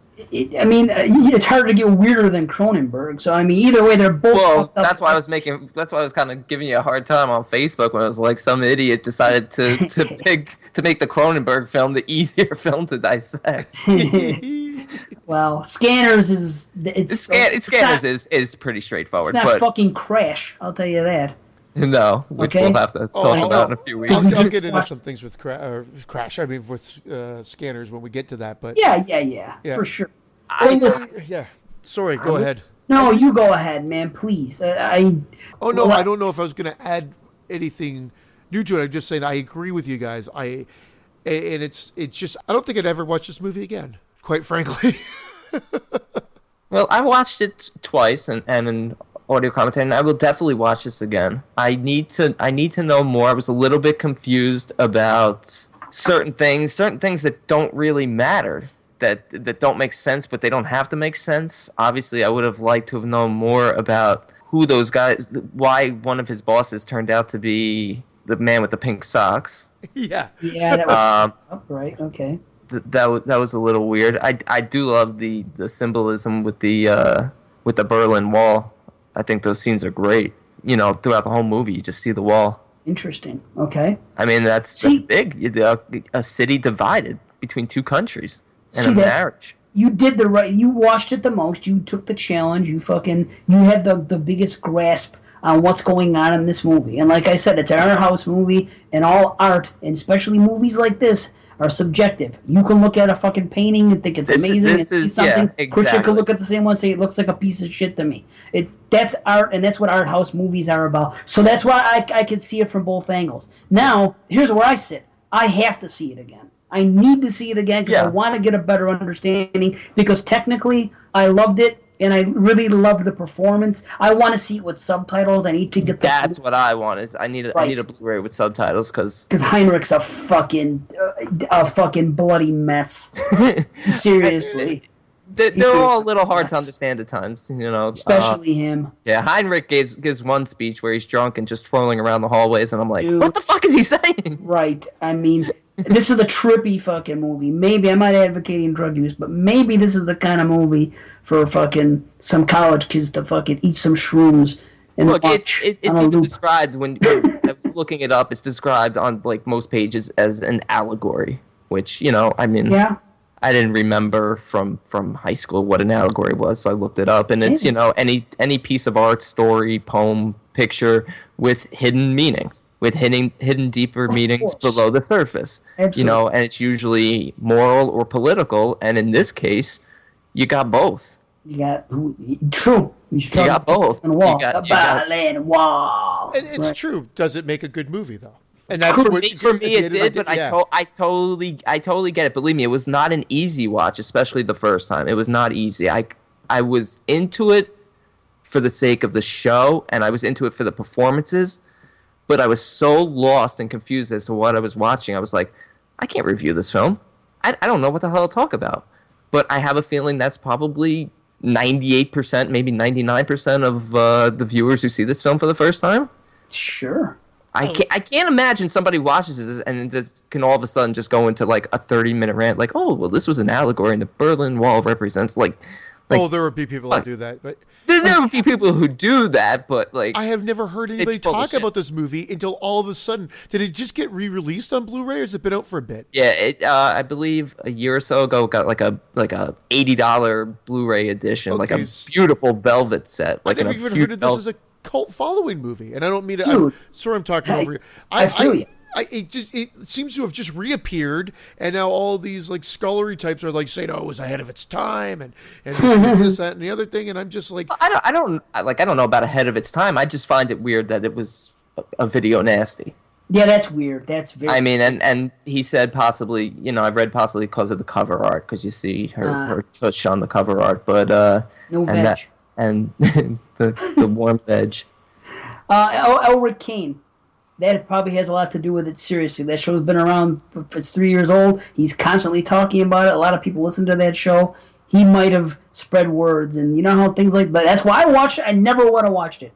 Although if I would have saw the box cover and it's called Possession and it's from 81, I probably would have watched it thinking it's a straight up possession film.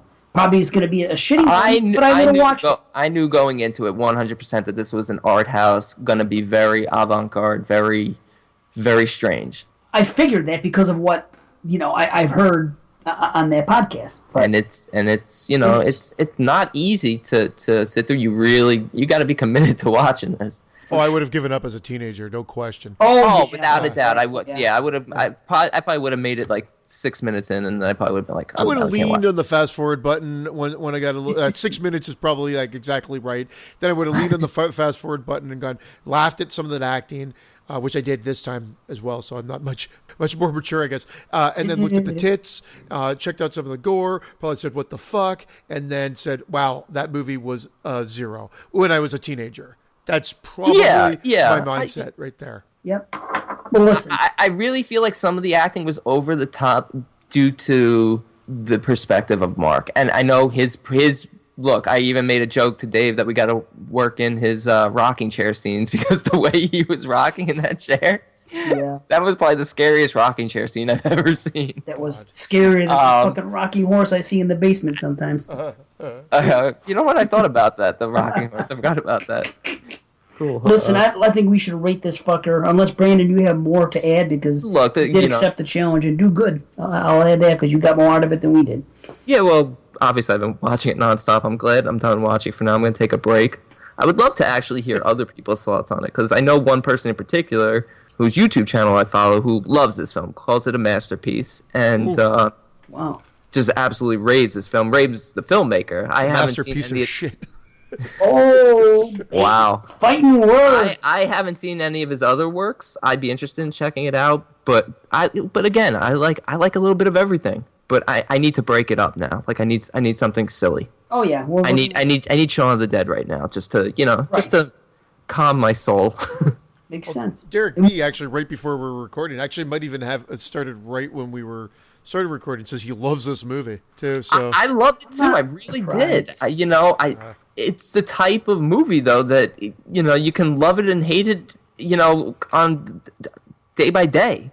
I'm not always going to be in the mood for it, but I appreciate what it was trying to do. Well, listen, I hate to be an asshole, but let's grade this fucking movie and get on to 81, to all the other fun stuff of 81. Not that I have a problem with the movie, because when you hear my rating, I do not. But fuck it, I'll go first. I want to watch this again. I appreciate it. I think there's more. Obviously, there's more than There's more beneath the surface here. This isn't the kind of movie to watch once. If you can tolerate it, I really liked the the production of it, the cinematography, etc. I'm okay with art house films if I know what's going on. That blue color palette. Yeah. Beautiful. There's some good things going on. I dig it, and I want to see it on blue somehow, some way. But blue whatever. I'm okay with it because I'm a blue tuber, right? I'll say 8 out of 10. Whoa. Nice. Just because of the promise, though, Christian. I'm giving it more credit, maybe. Maybe I'll watch it a second time and it drops to a fucking 6 or something. Almost. I don't know. Almost.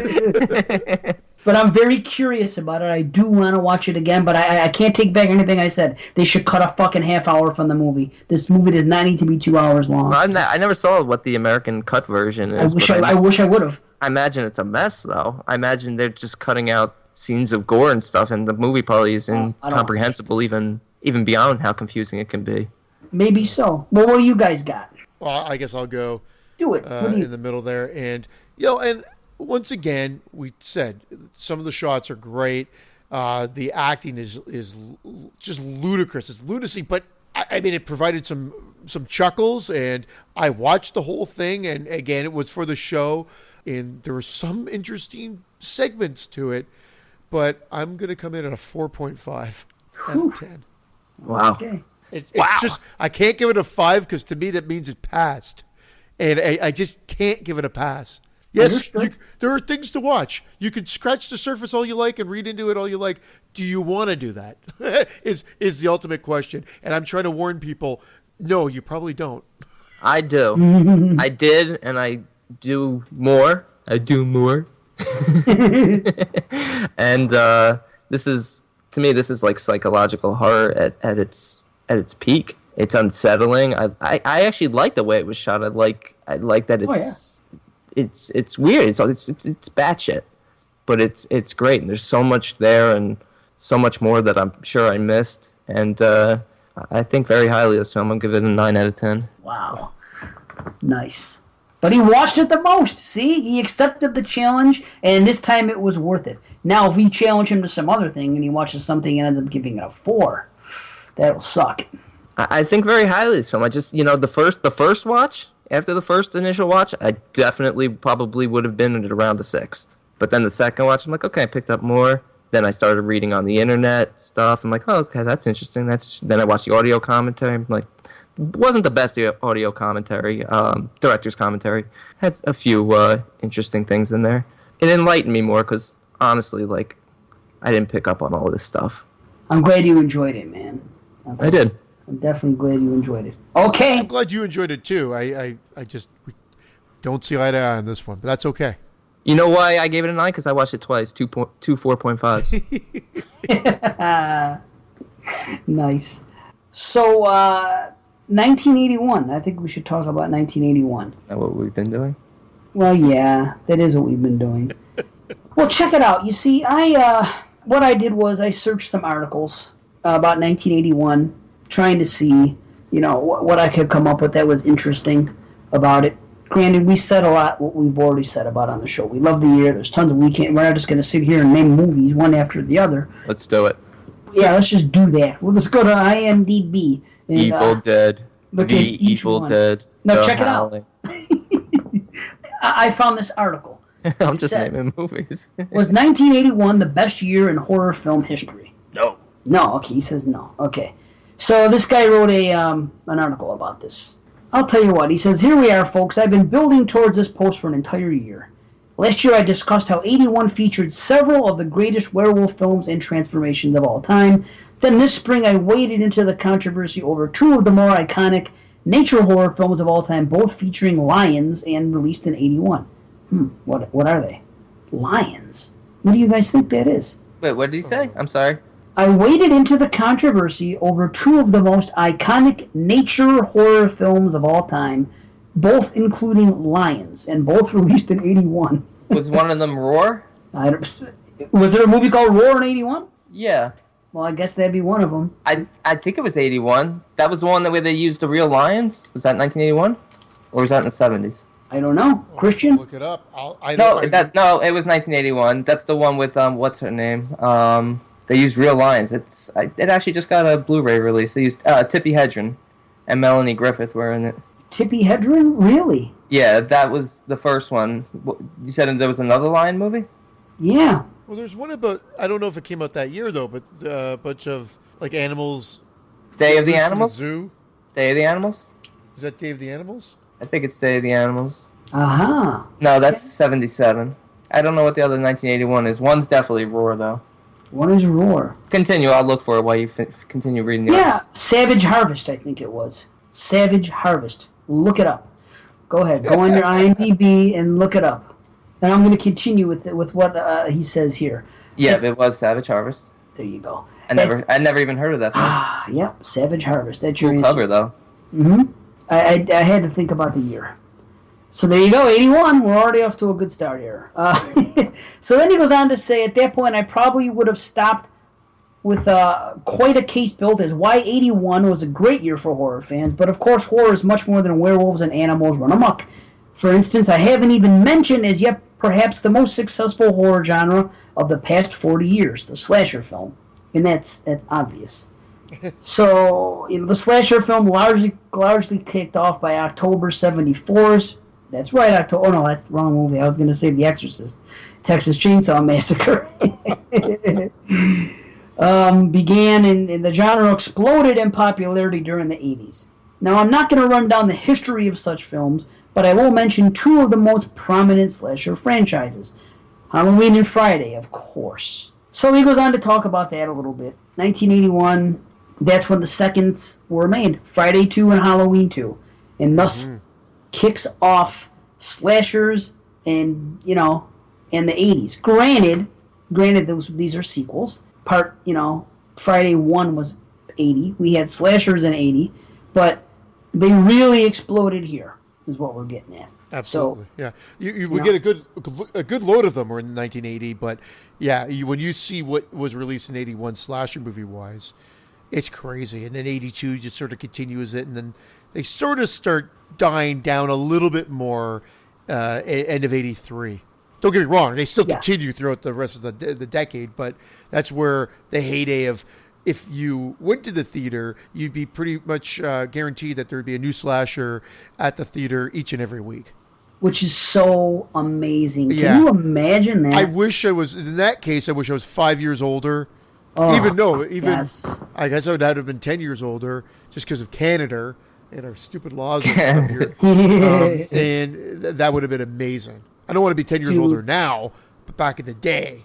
But, dude, listen, I've been watching Stranger Things lately, and it's set in 83. Oh, yeah. And, I saw the whole show's awesome. So did I. It was good stuff. Now, I was 11 in 83, okay? 10, whatever depending.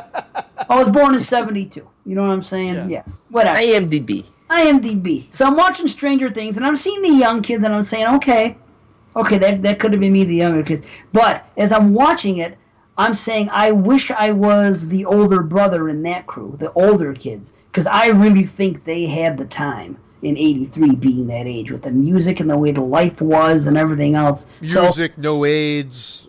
Yeah, right. None of that. Just jackhammer fucking anything that gets in your way.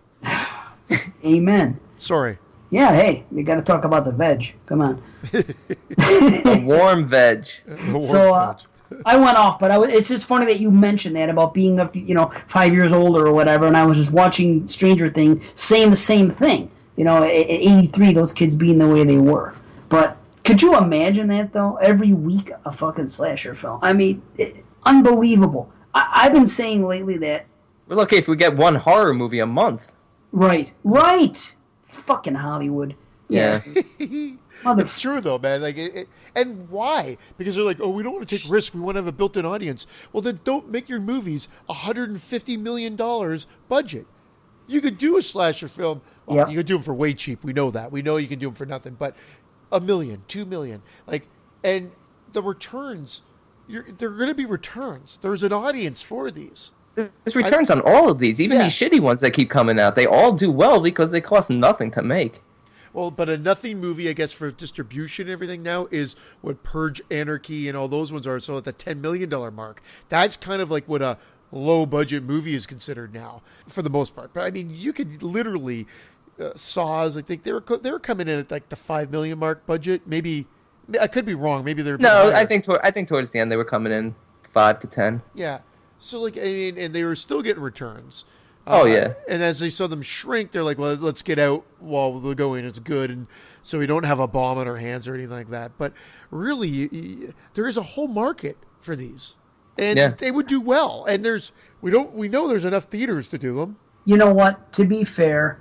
And I praise modern horror all the time, and I want to do a segment someday about it. But I'm at the point now that I think that the time that we're in rivals the 80s, and I'm going to tell you why. I did say fuck Hollywood, and yes, I do wish we could have gone and seen the slashers every week at the theater. That's awesome. But to be fair, listen now, we still have that. It's just called independent movies debuting on streaming services. Yeah. We do get a new horror movie a week, pretty much, don't we? Yeah, but you want that experience of going in. I want the bad seats, I can't sit here. Yeah. That like stale kind of like popcorn, but that tastes amazing because I want the hole in the bottom of the popcorn tub. Yeah, the buttered wiener. We want that. You want that experience. Don't get me wrong. People are assholes. Like I said, when I went to the Witch, that's society. When I went to see The Witch, and you're like, oh, if this is who I have to go sit with the movies, maybe having it at home is a good idea because I could just see it with my family or my friends or whatever, and watch it on my own at my own time and enjoy it. But the reality is that still, you want to go to the theater. You do. I know. I'm just saying. I'm happy that we have. Granted, we don't have slashers many slashers. It's just that. I'm glad we have what we have now because 10 years ago and in the 90s, we didn't have that. Oh, the 90s, yeah. The 90s sucked. We talked about that. But think about it. At least in the 90s, we still had the last bit of the video store mentality of being able to still go out and grab video at the video store, whereas that was totally gone by, it was only totally gone maybe 5 years ago, but it was really dead near the end of the 2000s. Yeah, it was. That sucks. That's something else great we had. So, these kids got to go see these movies at the theater in 81. And we got to rent them whenever we were of age, in the mid-80s or whatever, or even later. And those 90s kids had that too. So they did have that.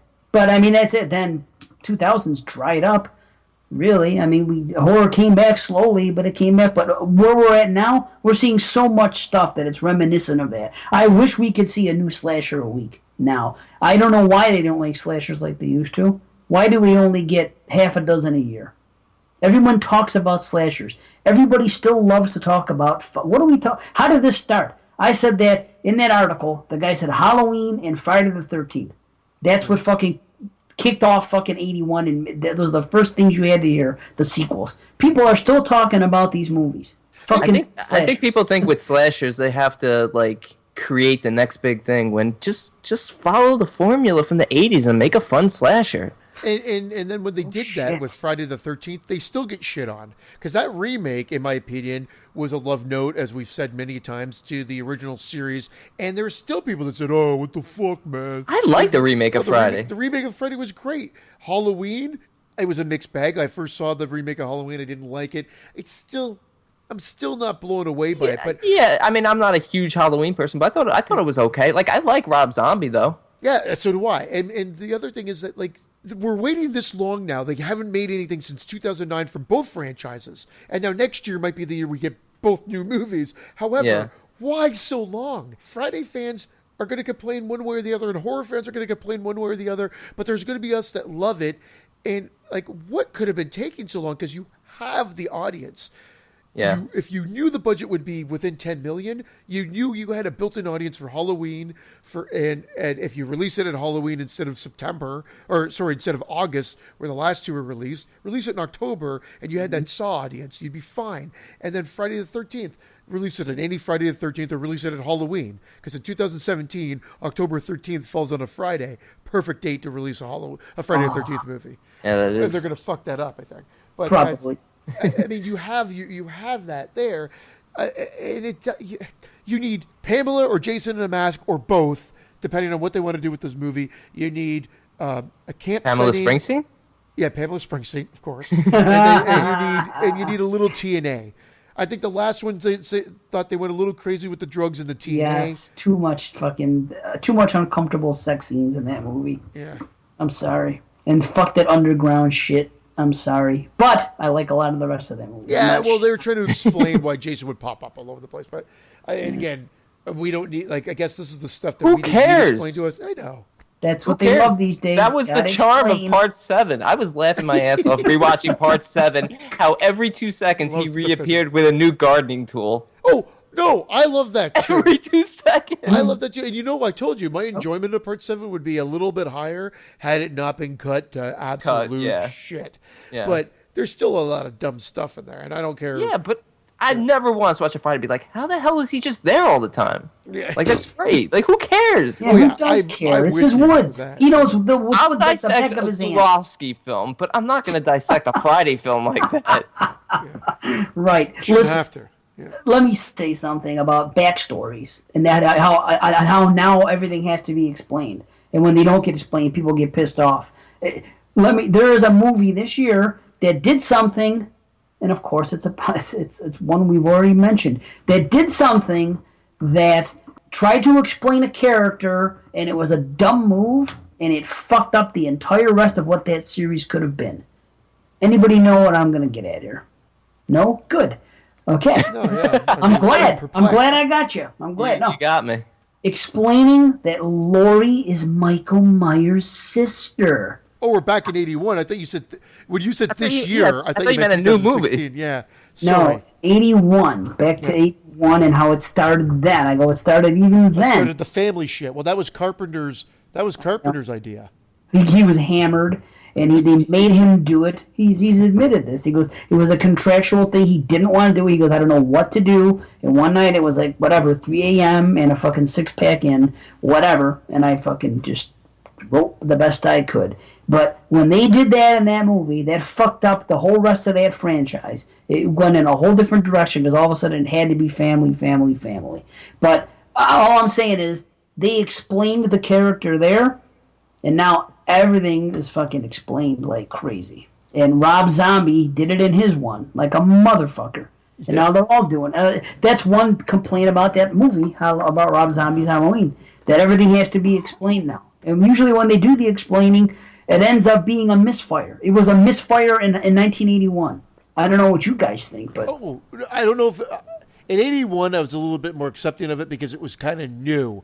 However, yes, it was sure. unfortunately, then the whole sequels. series Right. became about a family member and the blood chain, and then Friday the 13th couldn't come up with anything original, so they stole that, and even Freddy stole that, and you're like, what the fuck? Fuck the bloodline bullshit subplot. Like, just Right? set up the kids, get them killed, rinse and repeat. And then some people are like, really? Well, that's horrible. At least they're trying to do something new. I'm not saying you can't try something new, but these are formula pictures that follow a formula. That's the reason why we like them and we go back to see more. Saw's a good example Hellraiser too. even named their film Bloodlines. Yeah. There you go. There's another movie called Bloodlines 2, isn't there? A franchise movie. It's just, yeah, I mean, everything had to become like a daughter or fucking second cousin had to kill the guy. Like, I mean, just to end the reign of terror. Like, Freddy's Dead did it. And what they do with that is they fuck up the whole mythology, even though sometimes the mythology was already fucked up to begin with. Like Friday the 13th, why try to explain it? Because it was never meant to make sense, as we've talked about. Take a drink, Sure. I know I said it again. But I'm going, even Halloween is a simplistic story, but when you look back at it, this is what a lot of there's like Final Exam, hey, from 1981. Yeah. And some other ones. Final Exam is a perfect example of a movie that just said, fuck it, we're not going to explain anything. Yeah, no rhyme or reason. Just, You're right. Just a straight slasher. The Right. downfall is Why you not? almost hate it because at this point you're expecting to find because that movie just what, a killer just showed up and started stalking these people, killed them, and then someone maybe kills them at the end but doesn't, and then the movie ends and you're like, well, that was weird and stupid, but really that's what Halloween was. It's just Halloween came out 3 years earlier and sort of set the benchmark of suspense and how to set up the film. And I think at that point now we were expecting more backstory or some explanation. And this movie just comes out and just says, nope, screw it. Yep. And that was good, though. I don't give a fuck. Why not? It was something different for the time. Oh, the Prowler is another good example. Hey, we're going to bring this all right back to 1981. We're going to talk about all Of course. We're The supposed to Prowler be. is another good example. Like, they set kind of the story up right at the get-go. And then the rest of the movie is just a slasher movie. A very weird, slower paced slasher movie, I'll say. but with some good kills. Yep. Oh, some great kills. Great An kills, just- exploding head. And exploding, Boom! yeah. Explode. But some dark cinematography. And Cinematography. fucking 20 They must minutes have had of my sock right in front of the lens. 20 minutes of Major Chatham. Oh. Major Chatham when they're walking around that dude's Yeah. house for 20 minutes in the middle of the movie for no fucking reason. Just destroys that movie. That's all I'm gonna say. No, I'm with you. That movie should. I love the kills in that movie. I own the blue. So do I. I love the kills in it, and I Right. enjoy most of the movie. But from a pacing standpoint, it gets it wrong. Yeah. It really gets it wrong.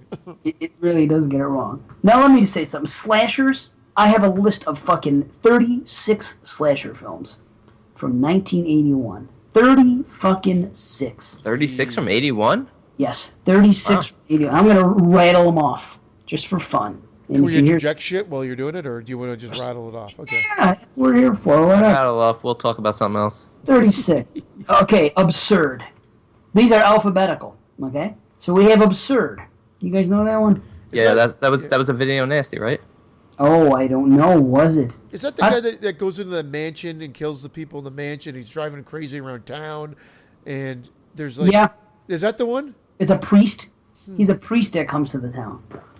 But does he stay in someone's mansion and kills like the family that lives there, or some women or something like that? Or I might be getting that mixed up with something else. I don't know. I don't remember. Shit. Well, either way, that's one absurd. Bloody Birthday. We all know Bloody Birthday, Oh, yeah. right? Yeah. I just upgraded that. Oh, yeah? Yeah. Oh, yeah, it's on Blue, huh? Yeah. Fucking Blue tuber. Okay. Bloody Moon. Have that on Bluetooth. That's a fun film. Bloody Yeah, Moon. it's Spanish, right? Yeah. That one's a little, Oh, it's bad, but it's Yeah. but it's fun. yeah. It is. The Burning. Wow. Great film. The Burning. Hey, I've been meaning to ask you this for a bunch of episodes now, and I'm finally you just set it up. Dave, you live in the Tonawandas. Have you ever gone to see where this was shot? Because it was shot. I know. Okay. Where? Listen to me. It even says North Tonawanda, which is where I was born and raised. The high school I went to was North Tonawanda High School. I have no fucking clue where this movie was filmed. I even put it up on the Facebook a year ago, and I showed pictures from the movie. I said, anybody from the area, anybody local, what does this look like to you? And I had about a dozen different fucking answers. And the thing at the end, remember them when they're running around in that rock shit? Yeah. Like those things. I don't know what that shit was, but I was putting pictures up of that. I was putting pictures up of that. It looks like foundation for houses that weren't built. I don't know what the fuck it is. You talking about that rock shit? That rock shit. Yeah, that white rock shit that the kids are running around. Candy rock. Yeah, rock candy. Rock candy. No one Candy knew rock. what the fuck that was. So I don't know. And I'm so pissed off. And they actually stayed at places that I'm aware of. Like the hotel they stayed at, they mentioned it in the fucking thing. Like the Marriott Buffalo or so. I forgot what it was. But I've seen, and bars that I've gone to, thanks to Mickey Rats, a fucking bar out here. They put places that I know and that I've been to. Of course, I was too young to know it. It's filmed in '80. What do I know? I knew that stuff when I was older. But still, it was all here, and I have no fucking clue where that is. And I wish I could find someone that knows. Anyone listening, let me know. Paul Stevenson, he's a fucking head, and he lives near here. Maybe he can tell me. I don't know. Maybe I know, because I'd love to go just check it out. Like The Burning's one of those ones that I'll always constantly watch. Great kill scenes, again, when you can see them uncut, and now we can, and we've been able to for a while. Again, the pacing of that is a very bizarre pace, because it's like Meatballs for the first hour. Like, you have that introduction, which is a crazy way to create a killer, and then you've got his sort of return, and then you've got Meatballs for an hour, and then you've got kills. It's really nuts. It's a horrible day for night cinematography. I love that word. The kills are great, and I love that slot. I mean, I love it. It's fun. Yeah, it's fun. It's one of the meaner pranks. Yeah, and that movie, that's one that I can't believe they've not done a remake or a reboot, and I don't even think they need to do a remake. I think you could just call it The Burning, like they're doing with everything now. It could be. We could talk to the Weinsteins. Let's do it. We'll film it right where they did the first one. It'll just be called The Burning, and I wanted it'll be about gonorrhea. Yeah, it'll be about gonorrhea. Like, we haven't cracked that joke in every episode we've done of The Burning. No, it's been at least 2 episodes. Dude, they 2 years ago the news broke that they were making a movie called Cropsey, and it was going to be a remake to The Burning. There was a documentary called Cropsey. I know that, but it's actually a good documentary. Maybe I'm wrong. Maybe it wasn't going to be called Cropsey. Either way, it was supposed to be something that was a remake of The Burning, but it ended up not happening. So it's horrible, because they could have the same actors, and they could get Alfred, they get Jason Alexander back. They're going to get him back. You could get both of those guys back, no problem now. And then it could literally take place, like, the whole backstory is the fucking first movie. So now the return of Cropsey, it would be awesome. And Cropsey's just running around screaming, "Can't stand ya!" I can't stand you. Yeah. As he's trying to catch Costanza. Awesome. Okay, let me rifle more here. The Corpse Mania. Anybody know what that is? I do not know what it is. Corpse Mania? Never heard of it. A necrophilic killer is murdering the prostitutes at Madame Land's brothel. Oh, it's Asian. There you go, ladies and gentlemen. Yeah. Derek B. There you go. Corpse Mania. Corpse Mania. Okay. Director Chi Hung Kwee. Nailed it. Yeah, man. Okay, so there you go. Dark Knight of the Scarecrow. Would you say you haven't seen it, huh, Christian? I haven't seen it, so I'll have to check it out. You will. You will see it. Made for TV movie, but good. Brandon. Yeah, good film. Yeah. All right. How about this one? A Day of Judgment. A what? It's called A Day of Judgment. It's a period piece. It takes place in the 20s. Well, then how was this? Killing them in various bloody ways. So it's a period piece made in 1980, 81, pardon me, of course. And it's, and it's a slasher. It only has a 3.8 on 3.6 on fucking IMDb. So let's just keep going. Yeah. Speaking of IMDb, I serve my queen. I leave you alone if you leave me alone. Buzz. No, speaking of IMDb, what the fuck was I going to say about it? Oh, That movie, Possession, it has like a 7.8 rating on there. And out of like 13,000 people. No small amount of people. Yeah, pretty crazy. Just, I was going to mention it during and I forgot. But we all have the pulse on what's happening in the art house horror community. Oh, big time. Okay, Deadly Blessing. Is that really a slasher, though? I've never seen Deadly Blessing. That's the one that's the Wes Craven. That was made for TV, too, I believe. I don't think it's a slasher, do you? I wouldn't consider it a slasher, no. No. Doesn't matter. It's 81, but what'd you think about it? It was good. That's the one that has some scenes that parallel Nightmare on Elm Street. It's like he was using it as a test base. In Nightmare on Elm Street, the infamous Nancy in the tub with the Freddy glove coming up.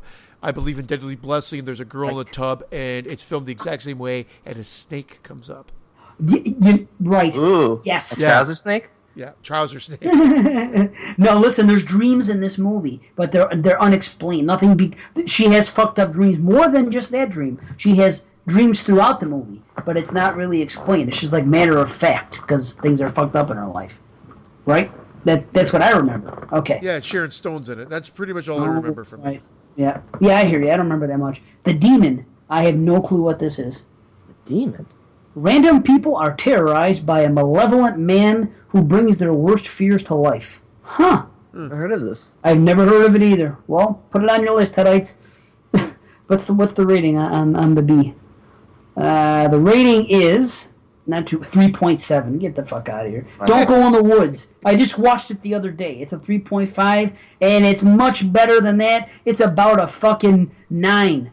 But Don't Go in the Woods. So bad it's good. Yeah, Don't Go in the Woods is so bad. Yeah. It's good. I wouldn't give it a 9 though. But I give it a 9 for enjoyment. Because the fun I had with my brother and my friend. Dude, these are the kind of movies we fucking love to watch and laugh at for fucking. Don't lie. There was no friend there. No, that's a movie. When I get certain movies and my hands on them, I save them just for the three of us to watch together because I know I can only do it then. But it's one of those things. But of course, I'm not seriously giving it a 9. But I'm just saying that's the kind of fun you can have with it. That's the general consensus on that film is that it's just so bad, but it's so fun. Yeah, it's ridiculous. Do you remember the title? Like I think it is called "Don't Go in the Woods," and that was it. But I honestly remember a video cover saying "Don't Go in the Woods," and it was alone. Alone, yeah. That is what it says on every poster, and it even said that when it played at Marquees. Because yes, believe it or not, I had the Blu-ray and I watched the fucking the special features of it after the movie ended, and they were talking all about it, and they had all kinds of ridiculous shit. But that's when you know you enjoyed a film when you go right into the special features. We did just for fun. Yeah, we did. So cool. that's one. Don't Go Near the Park. What? 1979. Fuck you. Mistake. Goodbye. Evil Speak. Now that's fun. That's a fun movie. That's a good movie. Yeah, Clint Howard is that Love kid. Clint Howard. There's an exploding head in that too, I believe. Oh, I think you're right. Exploding or a melting head or something. I remember Evil Speak because I remember that cover always used to. That was a cover that would be like I put off renting it right away, but I was always intrigued, and I finally picked it up, and it was like a surprise. Yep. It's not bad. I recommend giving it a while. I have the Blu actually. It's Scream Factory, I believe. Yeah, it is Scream. Yeah, there you go. Code Red had it first, I think. Oh, did they? Huh. Yeah. Fuck them. Eyes of a Stranger. I like this movie. Yeah, I have not seen it, or I don't remember. It's been a while since I've seen it, but I remember liking it so much I bought the DVD. And it's okay? Yeah. A creepy neighbor lives across the high-rise building. Serial killer terrorizing the Miami area. It's got, what's her name? Jennifer Jason Leigh in it. Huh. Yeah, it's directed by Winterhorn or whatever, I think is how you say his last name. Winterhorn. Yeah, he did like Return of the Living Dead 2, okay. Shockwaves. Shockwaves. Don't get me started on Shockwaves. Have you seen this, Eyes of a Stranger, Christian? I don't believe I have. I don't think I have. I was confusing it with A Stranger is Watching. And that one I've seen, but Eyes of a Stranger I have not seen. Okay. How about The Fan? No, The Fan. Wait, The Fan is more of a thriller. I thought it was a mainstream. Yeah, dude. Lauren Bacall, James Garner, Maureen Stapleton. Yeah, they remade it even. Archie! They even remade it, like I think with De Niro. I don't know if it's. I don't know if that's. Yeah, they did. It was De a Niro. remake. Yeah.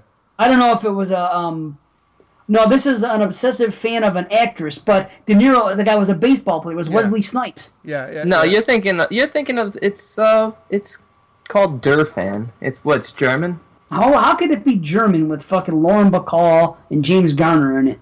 Lauren Bacall. Well, are you thinking of the 1982 one? I'm looking at 1981, The Fan, Maureen Stapleton, Lauren Bacall, Edward Bianchi is the It's director. considered a drama horror thriller. I would say it's more of a mainstream thriller. Like Sloppy. it's a slasher movie, like Fatal Attraction is a slasher movie. Yeah, okay. Totally let's move. rips it off, but it's a mainstream movie. Right. All right. Final Exam. Well, we talked about that. The slasher that has no explanation. Kills co-eds and dumb jocks. That's what it says in the B. Friday the 13th, Part 2. Classic. Yeah. I think we'll talk about that a little more. The Fun House. We've brought that up. Fun film. Yep. Yeah. Fun house film. As it's fun. Oh, by the way, 4 teenage friends spend the night in a carnival funhouse and are stalked by a deformed man in a Frankenstein mask. Not Frankenstein's monster. It's just easier to say Frankenstein. We all know. Yes, I know we do. I'm just being an asshole. Graduation Day. Here's one that's overlooked. I love Graduation You Day. do? I love Graduation Day. Yeah, I do too. No, Nice. Troma re-released this, and I don't know. Yeah. I don't know if it's the best copy because the DVD that I have looks It's poor quality. like a bad VHS. Yeah. I upgraded the blue. It makes a big difference. Yeah. Who put out the blue? I can't remember which I one. don't have the blue. I have the DVD still. I didn't even know it was out on blue. Yeah, it might have been. It might I mean, have been Vinegar Seven. Syndrome. I was gonna say either Seven or Vinegar Syndrome. I think you're right, Vinegar Syndrome. I wouldn't doubt it. But it's Slasher yeah. movie. Yeah, it's fun. If you guys haven't seen that, well, the three of us have recommended it. So check. If you're a slasher fan, you got to see it. Vanna White. Yeah, that's right. In a small part. Small bro. Yeah, very small. Halloween 2. Well, yeah, Never heard of it. more on that later. Yeah, I'm sure. Halloween 2, yes. The Hand, I don't think that's a slash. That's the Oliver Stone movie, Yeah. right? He did a couple of horror. Seizure in the Hand were his 2 horror movies before he hit it big with writing Scarface and Salvador or whatever the other one was. And then the rest Right. is history. Right Yeah. on. The Hand is Michael Caine. Yep. Yeah, it has some good moments, but it's That must have been a big twist when the hand turns out to be Michael Caine. yeah. Well, the Hand, like, he talks with an English accent. The Hand. Yeah. Listen to this. This is the description for The Hand. John Lensdale is a comic book artist who loses his right hand in a car accident. The hand was not found at the scene of the accident. That's your description. That's it. Oh, that's good. All right. Happy birthday to me. Fun movie. Woo. Yeah, like Fun that. movie. You know what? A little long. Too long. We both Too said long that. for its own good. Yeah. Right. Too long. They should have cut. Yeah, they should have cut some time. And But- there's, that the big thing with the 2 soundtracks, right? They couldn't get the musical rights for the DVD, so they have a whole new soundtrack that's kind of like more like just bullshit. So I think Really? they re-released it now. I think on the Blu-ray I have that. with the right licensed music that was from the release. We did this for TGIF 13 last year. I fell asleep I was to gonna say. I thought that was the one you fell asleep to. Yeah, I felt bad. And I've watched this movie a handful of times throughout the years. Always enjoyed it. There's some great scenes in it. There's some that cover to this day is Awesome. still I one of the want best that. covers. I'm gonna buy Yeah. that poster. Oh, and they are 6 of the most bizarre deaths you'll ever see. But it's not without its flaws. But it was like a really mainstream, like a big budgeted. I think Columbia Studios or Columbia Pictures put it out or whatever. Yeah, definitely check it out. There was that time with the slashers when everything. It began with Halloween, Black Christmas, Halloween, Friday the 13th, and then all of a sudden everything, you know what I mean? Every holiday or every fucking thing was eventually going to get covered as a slasher. Yeah. It's like- Graduation Day, you know? Or they wedge a birthday in there. I don't even think they talk about a birthday until like the last 30 Till the minutes end. of the movie. Yeah. Right. Well, she is talking about her father coming up for her birthday throughout, but it is kind of sprinkled in. Yeah. But anyway, check it out. I mean, I'm sure most people have seen it that are listening, that are slasher Yeah. fans. True. Now, Hell Night. I gotta say, a lot of people hold this in high regard. I saw it, back in the day. Didn't remember it. Didn't even just didn't remember much about it at all, which is surprising considering my love for The Exorcist and Linda Blair, but whatever.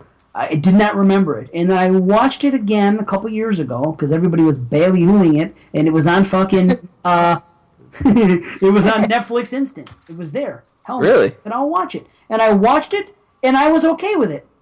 But I was just okay with it. Like, I think I prefer Happy Birthday to Me and Graduation Day to it. I don't think I ever saw Hell Night. Oh, you really? gotta check it out. Yeah, no, that would be the one you have to check out. I told Vince this because Vince didn't see it, and he checked it out, and he was like, it was kind of just boring until the end. Mm-hmm. Yeah, I don't. If I did see it, I don't remember it. I have to watch it again. I remember or watch it for the enjoying first time. Yeah. Has a good rating, 5.8. I mean, you could see a lot of these decent, like Happy Birthday to Me, 6.0. You get some decent ratings. Then you get these shitballs like this. Home Sweet Home has a rating of 3.6. Yeah, I saw that. It's Hell Night. Also, I'll just say the cover art for it. I always loved, like the poster, and I love the tagline. Yes. "Pray for Day." I always think that what a simplistic, great tagline. Pray for Day. Yeah, you're right. Pray for Day. That is fucking pretty good. This should be the name of a movie, you would think, especially in the 80s. Couldn't you see that? Pray for Day. Well, anything night, prom night, Hell Night, whatever. The best thing, yeah. Pray for Day. Right. Absolutely. Oh, so Home Sweet Home.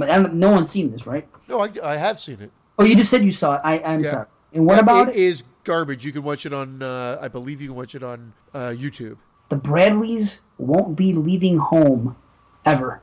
Home Sweet. That's the tagline. Won't be leaving home ever. If you watch the first 2 minutes of the movie, you'll be dying in hysterics. Nice. Oh, really? Is it? Could it be so bad it's good? No, it's tedious to watch. Okay. See, that's the thing about the 80s. I'll say that. That does not exist nowadays. Every movie now, every horror movie you watch that sucks, just fucking sucks. You don't watch a bad horror movie and laugh at it. It doesn't happen. They try to have those like Sharknadoes and shit like that, but even that's not funny, and it's just stupid. But in the 80s, we had it all. You rented a horror movie, and 90% of the time you were going to have a great time because either you were going to love the movie or it was going to be so bad you were going to laugh at it. Didn't we almost have it all? We almost did. That was the 80s. Okay, The House by the Cemetery. Wow. Yes. Fulci. Okay. Fulci. Yes. I need to watch it again. It's been a while. Definitely number 3 on the Gates of Hell list. Not only that it is part 3, but Yeah, you're probably right about that. Yeah. But- So how about that? This came out the same year with The Beyond. yeah. Wow. It is weird. Yeah. It's impressive. Well, he made a ton of movies, didn't he, at that time? Oh yeah. He's not I mean, like, he's not 79 was Zombie. He was What was cranky. 80 was City of the Living Dead. Then 81 is The Beyond and House. He was just Yeah. turning them out left and right. He was doing like fucking, what's his name does now? Fucking Mike. Mike. Mike's constant. I am Mike. Cranking shit out. Just Before Dawn, this fucking movie. Again, has a rating of 6.4. I just don't get it. Guys, tell me what I'm missing in this fucking movie. Tell me. Tell me, please. I agree. A lot of people hold this in a higher regard than I do. I found it very dry. Boring. Yeah, it's boring. I don't know if I would rate it really low, but it's definitely boring. I'd probably rate it a fucking 4. I get nothing out of it. I saw it in the initial run like everything, didn't remember anything about it, just it was another movie. But usually if I don't remember it, it's not great.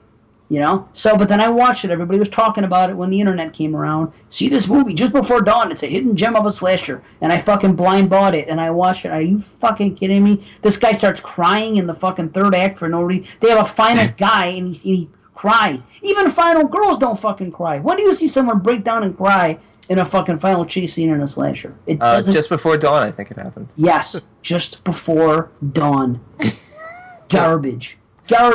No, there's some good. It's not garbage. There's some good scenes in it. Okay. Some good scenes in it. All right. I think I'm maybe being too hard, but it really bored the fuck out of me. I guess. No, it is. It's a little dry. If you haven't seen it, you got to check it out. But it's not a traditional. They kind of play with it a bit. It is in the woods. Brandon, are you as high on it as Christian? No, I'm not high on it. I'm with you. If I can't remember it, then it evidently didn't hold up. Not that I'm great at remembering everything. Some of these I've seen and really enjoyed, but don't remember everything. But usually the good ones just stick with you. How long has it been since you've seen it? A while. I couldn't even say for sure, but years. My opinion. Granted, any movie, if I go years without seeing it, I probably won't remember it. Won't remember everything anyway. Right. Well, yeah. Maybe watch it again. Maybe I'm wrong, but I just... If it's on YouTube, I'll watch it. No, it's not. I like the music, that whistling. Yeah. That's about the only thing I That took. was the whistle I was telling you about that I think whatever movie we were talking about way back when, it might have been The Final Girls or something. I said, I think it took a page out of Just Before Dawn for the soundtrack. Ah. Yeah, it was one of those movies. Look at you dropping knowledge. Yeah, look at him. Shit. All right, let's fly here. Lady Stay Dead. Anybody? Never. I've heard of it. Never seen it, though. A young woman is looking after her sister's house, unaware that her sister and neighbor have been murdered by their handyman, who also happens to be a serial killer. What is it, like Toolbox Murders? I don't know. It's got a 5.6 out of 10 here. My Buddy Valentine. Ah, Christian's favorite. I really do like this one. I like it too. I'm just fucking around. Yeah. That's a great one. No, yeah, it is. I bust on it because it's a Canadian thing, and I just heard him on Postmortem not too long ago raving about it. Did you give it a 10 out of 10? No, not Okay. a 10 out of 10, but Okay. I do hold it in high regard. I do too. And it's one of my more favorite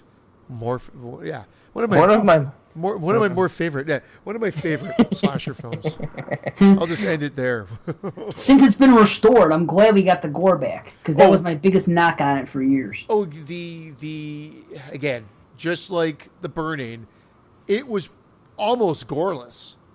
I know. It was almost Sad. goreless. They had like sprinkles of blood here and there. I'm like, wow, it really sucks, but they managed to restore it. Now you could tell where it's been restored. It's grainier, Yes. but the soundtrack works, the gore works. I mean, I thought this one was hard to find, or was it re-released? oh No, it's all over the place It's all now. over They even the- have it on Blue on fucking Uncut now. they really? released it Okay. uncut when the remake came out in 2009, Okay, Yeah. I'm and the late to remake party. was fun. The remake, was fun. good. Yeah, I Especially enjoyed 3D. In 3D, Yes. it was great, and then every time I've watched it since, I've liked it less, so I just don't watch it anymore. But I loved it at the show. Yeah, they did it. They gave it The show. They gave it the little scream Let's all overtone, go to the show. but yeah, the original's great. And they again another one that could use a sequel. Yeah, absolutely. Okay, how about The Nesting? Oh, yeah, The Nesting. I haven't seen it. I own it. I haven't watched it yet. Oh, I got confused. I was thinking of The Nest, which is not a slasher at all. Why would it be on this list? Oh, that's it. Funny enough, that's not from this year. But I have to bring it up. Tons of people raved about The Nest. I owned it on VHS. I don't have it anymore because I got rid of all my VHS. Now I wish I had them all again. But back in the day, they were bulky. Everything in the DVD, so I sold everything or gave it away. And that movie, yeah, it had some good gore effects in it, but I thought that movie was dull. Everybody raves about it. Part of the I don't rave rave about it about too is that it went out of print, so a lot of people were trying to get their hands on it. But you got to remember, a lot of times when these movies go out of print, people just want to get them to have them. But a lot of times, you got to really think about the movie. Is it really worth it? You see, thank you. That's what I was saying on episode 16 when we talked about Arrowverse Screen Factory and the fucking horror hipsters, as I call them. You know, that just because, that's a perfect example. Just because it was out of print and all of a sudden it came and was released on Blue, everybody raves about it. And it's fucking, it's overblown. It doesn't make sense. Look, they did it with Madman. And Yeah, I know. I bought it. There's a perfect The first- example. That's a perfect example of an Yeah, overall. I didn't really like the film the first time I saw it. I don't know why I bought the Blu-ray anyway, But but it's an 80s slasher that has the yeah. elements, and it's in Yeah. the woods. people were raving that. Right, and it doesn't deserve to be raved about. No. I feel you. How about Night School? There's a slasher. I Another enjoyed one that. I remember enjoying that one. Anything involving school, for some reason, during this time period was good. Like, night Summer school. graduation day, for anything that took place, anything that had to do with shit like that. And Summer there's- school, back to school. Yeah, those are good movies too, yes. Yeah. I agree. But yeah, Night School is another movie. An average '80s slasher, which is a hell of a lot better than an above average '80s slasher in these days, probably. They just a charm about '80s slashers. At least that's how I feel about them. What about Nightmare? Now, I saw it as Nightmare in a Damaged Brain years ago. Yeah, same thing. And I still don't think we can get it now. It's hard. I have a bootleg that I got from fucking a convention that I still haven't watched. It's a code red release. I have the DVD. I actually just recently watched it. I have the DVD. What did you think about it? It was good. It's a lot like shit. Right, isn't it a lot like Maniac in a way? It's a study of a fucking crazy person and killing before he kills. Yeah, pretty much. Well, if this is, nowhere near as entertaining as Maniac, though. No. People have compared it to Maniac, I guess, because it's viewing the diseased mind and whatnot and gory as shit. The reality is, though, it kind of is boring in between the gore, and looks like it's here on YouTube in full uncut glory. Really? So if you haven't seen it, you can see it here on YouTube under Nightmare 1981 uncut. Interesting. All right, nice, good, guys, check it out, definitely. Okay, No Place to Hide. It's a TV movie. Yeah. Anybody? I don't know what that is. Never seen it. Never heard of it. Nah, whatever. I'm passing it by. The Prowler. Well, we've discussed The Prowler. Classic. Prowler's good. Savini is the star. Yes. He is a fucking rock star at this time. Straight up. He was fucking kicking ass right now. And he was the man. Scream, the original Scream from 81. A 2.9 out of fucking 10 on the B. Wow. I never saw it. The B has spoken. I've never seen it either. How bad must it be to be an 80s slasher and have a ranking below a 3? Wow. Look at this. A group of friends on a rafting trip down a river. Sounds familiar. Stop in at an old ghost town to spend the night. Soon their rafts disappear again. And then they begin to be eliminated one by one by a mysterious killer. Why didn't they just go buy a new raft? How could you fuck that up? Yeah, just go get a new raft. How bad could this be? You know what happens is they end up not even doing the special effects. So they figure, people are just going to come to this because they think it's going to be a scary movie. And then before you know it, there's no blood or whatever. And you're like, well, now... There's no on-screen kills. There's nothing. So then you're just like, what the fuck? And I'm interested in seeing it. I want to see that now. Totally. We should seek it out. We'll do Wait, what was it called again? I totally know. Scream. Yep. That's easy to remember. A slasher called Scream, but from 81. Okay. Strange Behavior. I remember seeing this box and being so turned off, it just looked like sci-fi to me. You guys remember this? That green fucking writing. Oh, have you seen the movie? Yeah, we talked about it earlier. Then I'm an idiot, as usual. Scream's on YouTube. Is it? Yeah. Awesome. We're watching it. So Strange Behavior, we've discussed it. Well, then let's move on. Okay. Is it a slasher or no? No, I would not call it a slasher. It's about kooky kids. Okay. All right. Like kids that I think that one's on. Yeah, it was also called Dead Kids. Dead Kids. Yeah. Okay. And I think that one's on YouTube too. Really? Okay, just a couple more here and we'll be done with these slashers. Student Bodies. Wow, that's not really... I mean, I guess it's half... It's definitely doing a parody of a slasher, obviously.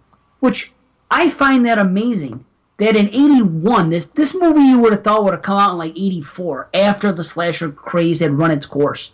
You know? Don't you find it strange that it came out right in the thick of it? Like in the birth of it? Right. Like they said, it's almost ahead of its time. Yeah.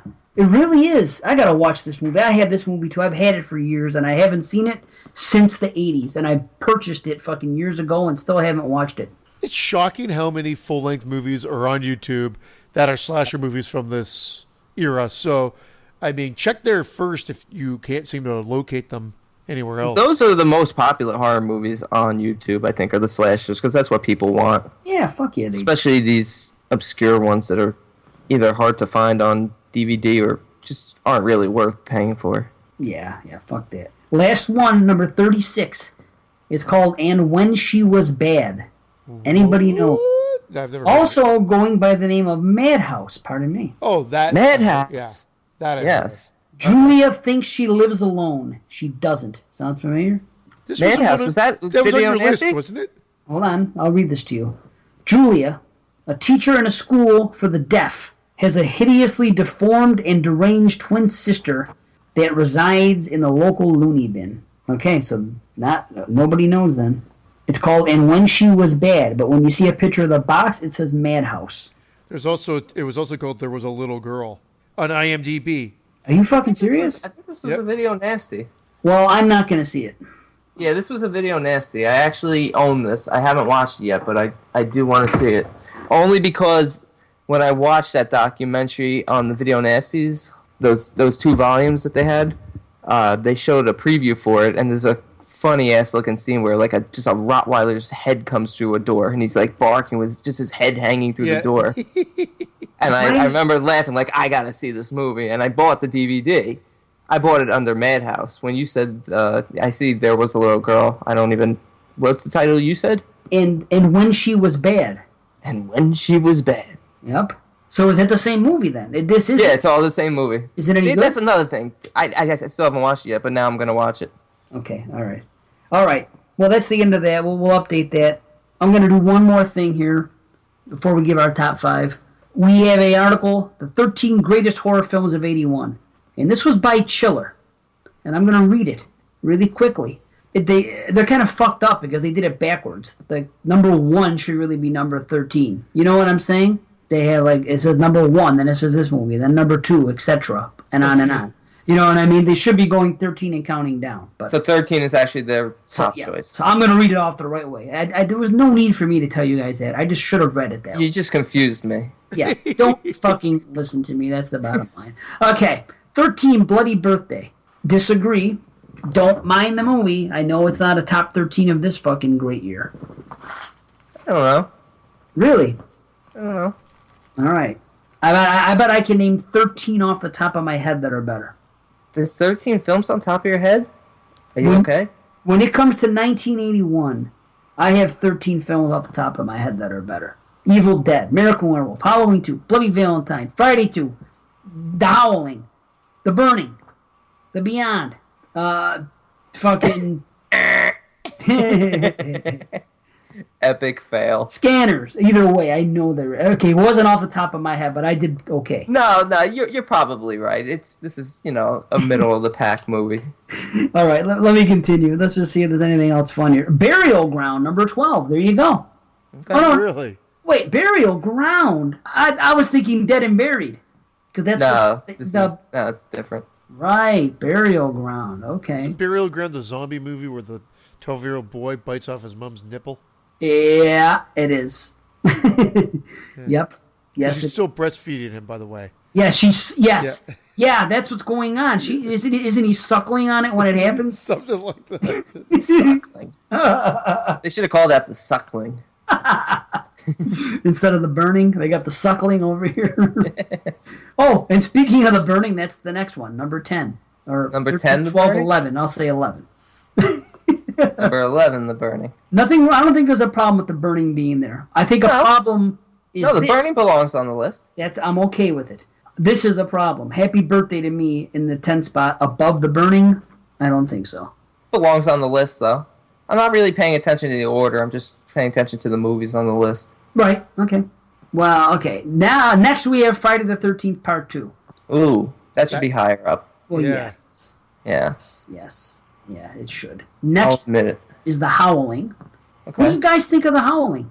Love the Howling. Transformation scene's amazing. I really enjoy the Howling as well. It definitely should be higher than number 8. Yeah, I can buy that. I haven't seen The Howling in years, but I bought the Blu-ray with that big Scream Factory sale, so I plan on watching it really soon. So I really can't give an honest opinion on how high it should be, because right now it's not on the list, but after I watch it again, it might make its way back on. It's one of the best werewolf films. Okay, My Bloody Valentine is next, so that'd be number 6, I guess, right? Yeah, I guess so. Nothing wrong. See, because it's backwards, I don't know. It says 7. If they're counting 7, they started at 1, and it's 13. How many is... What are you... That's... Don't worry, just keep... Now we got to do Goodwill Hunting math here? That's what I'm saying. I Just say the movies. My Bloody Valentine is next, When you get to the 3. which is fine. I know, and then we'll know. Halloween 2 is next. Nothing wrong with that. Now we're getting closer. This would be the number 4, right? An American Werewolf in London is the number 4. Wow, I want to know what their number 1 is. It's got to be The Beyond. Well, here is number 3, The Prowler. Yeah, that's interesting. What the fuck? How do they have... This is the top 13 of 1981? Yes, according to Chiller TV. Oh, just 81, and they've... Because it seems like they've left off some really big names. No shit. Okay. Don't they all? Every time we get one of these lists, we tend to disagree with them.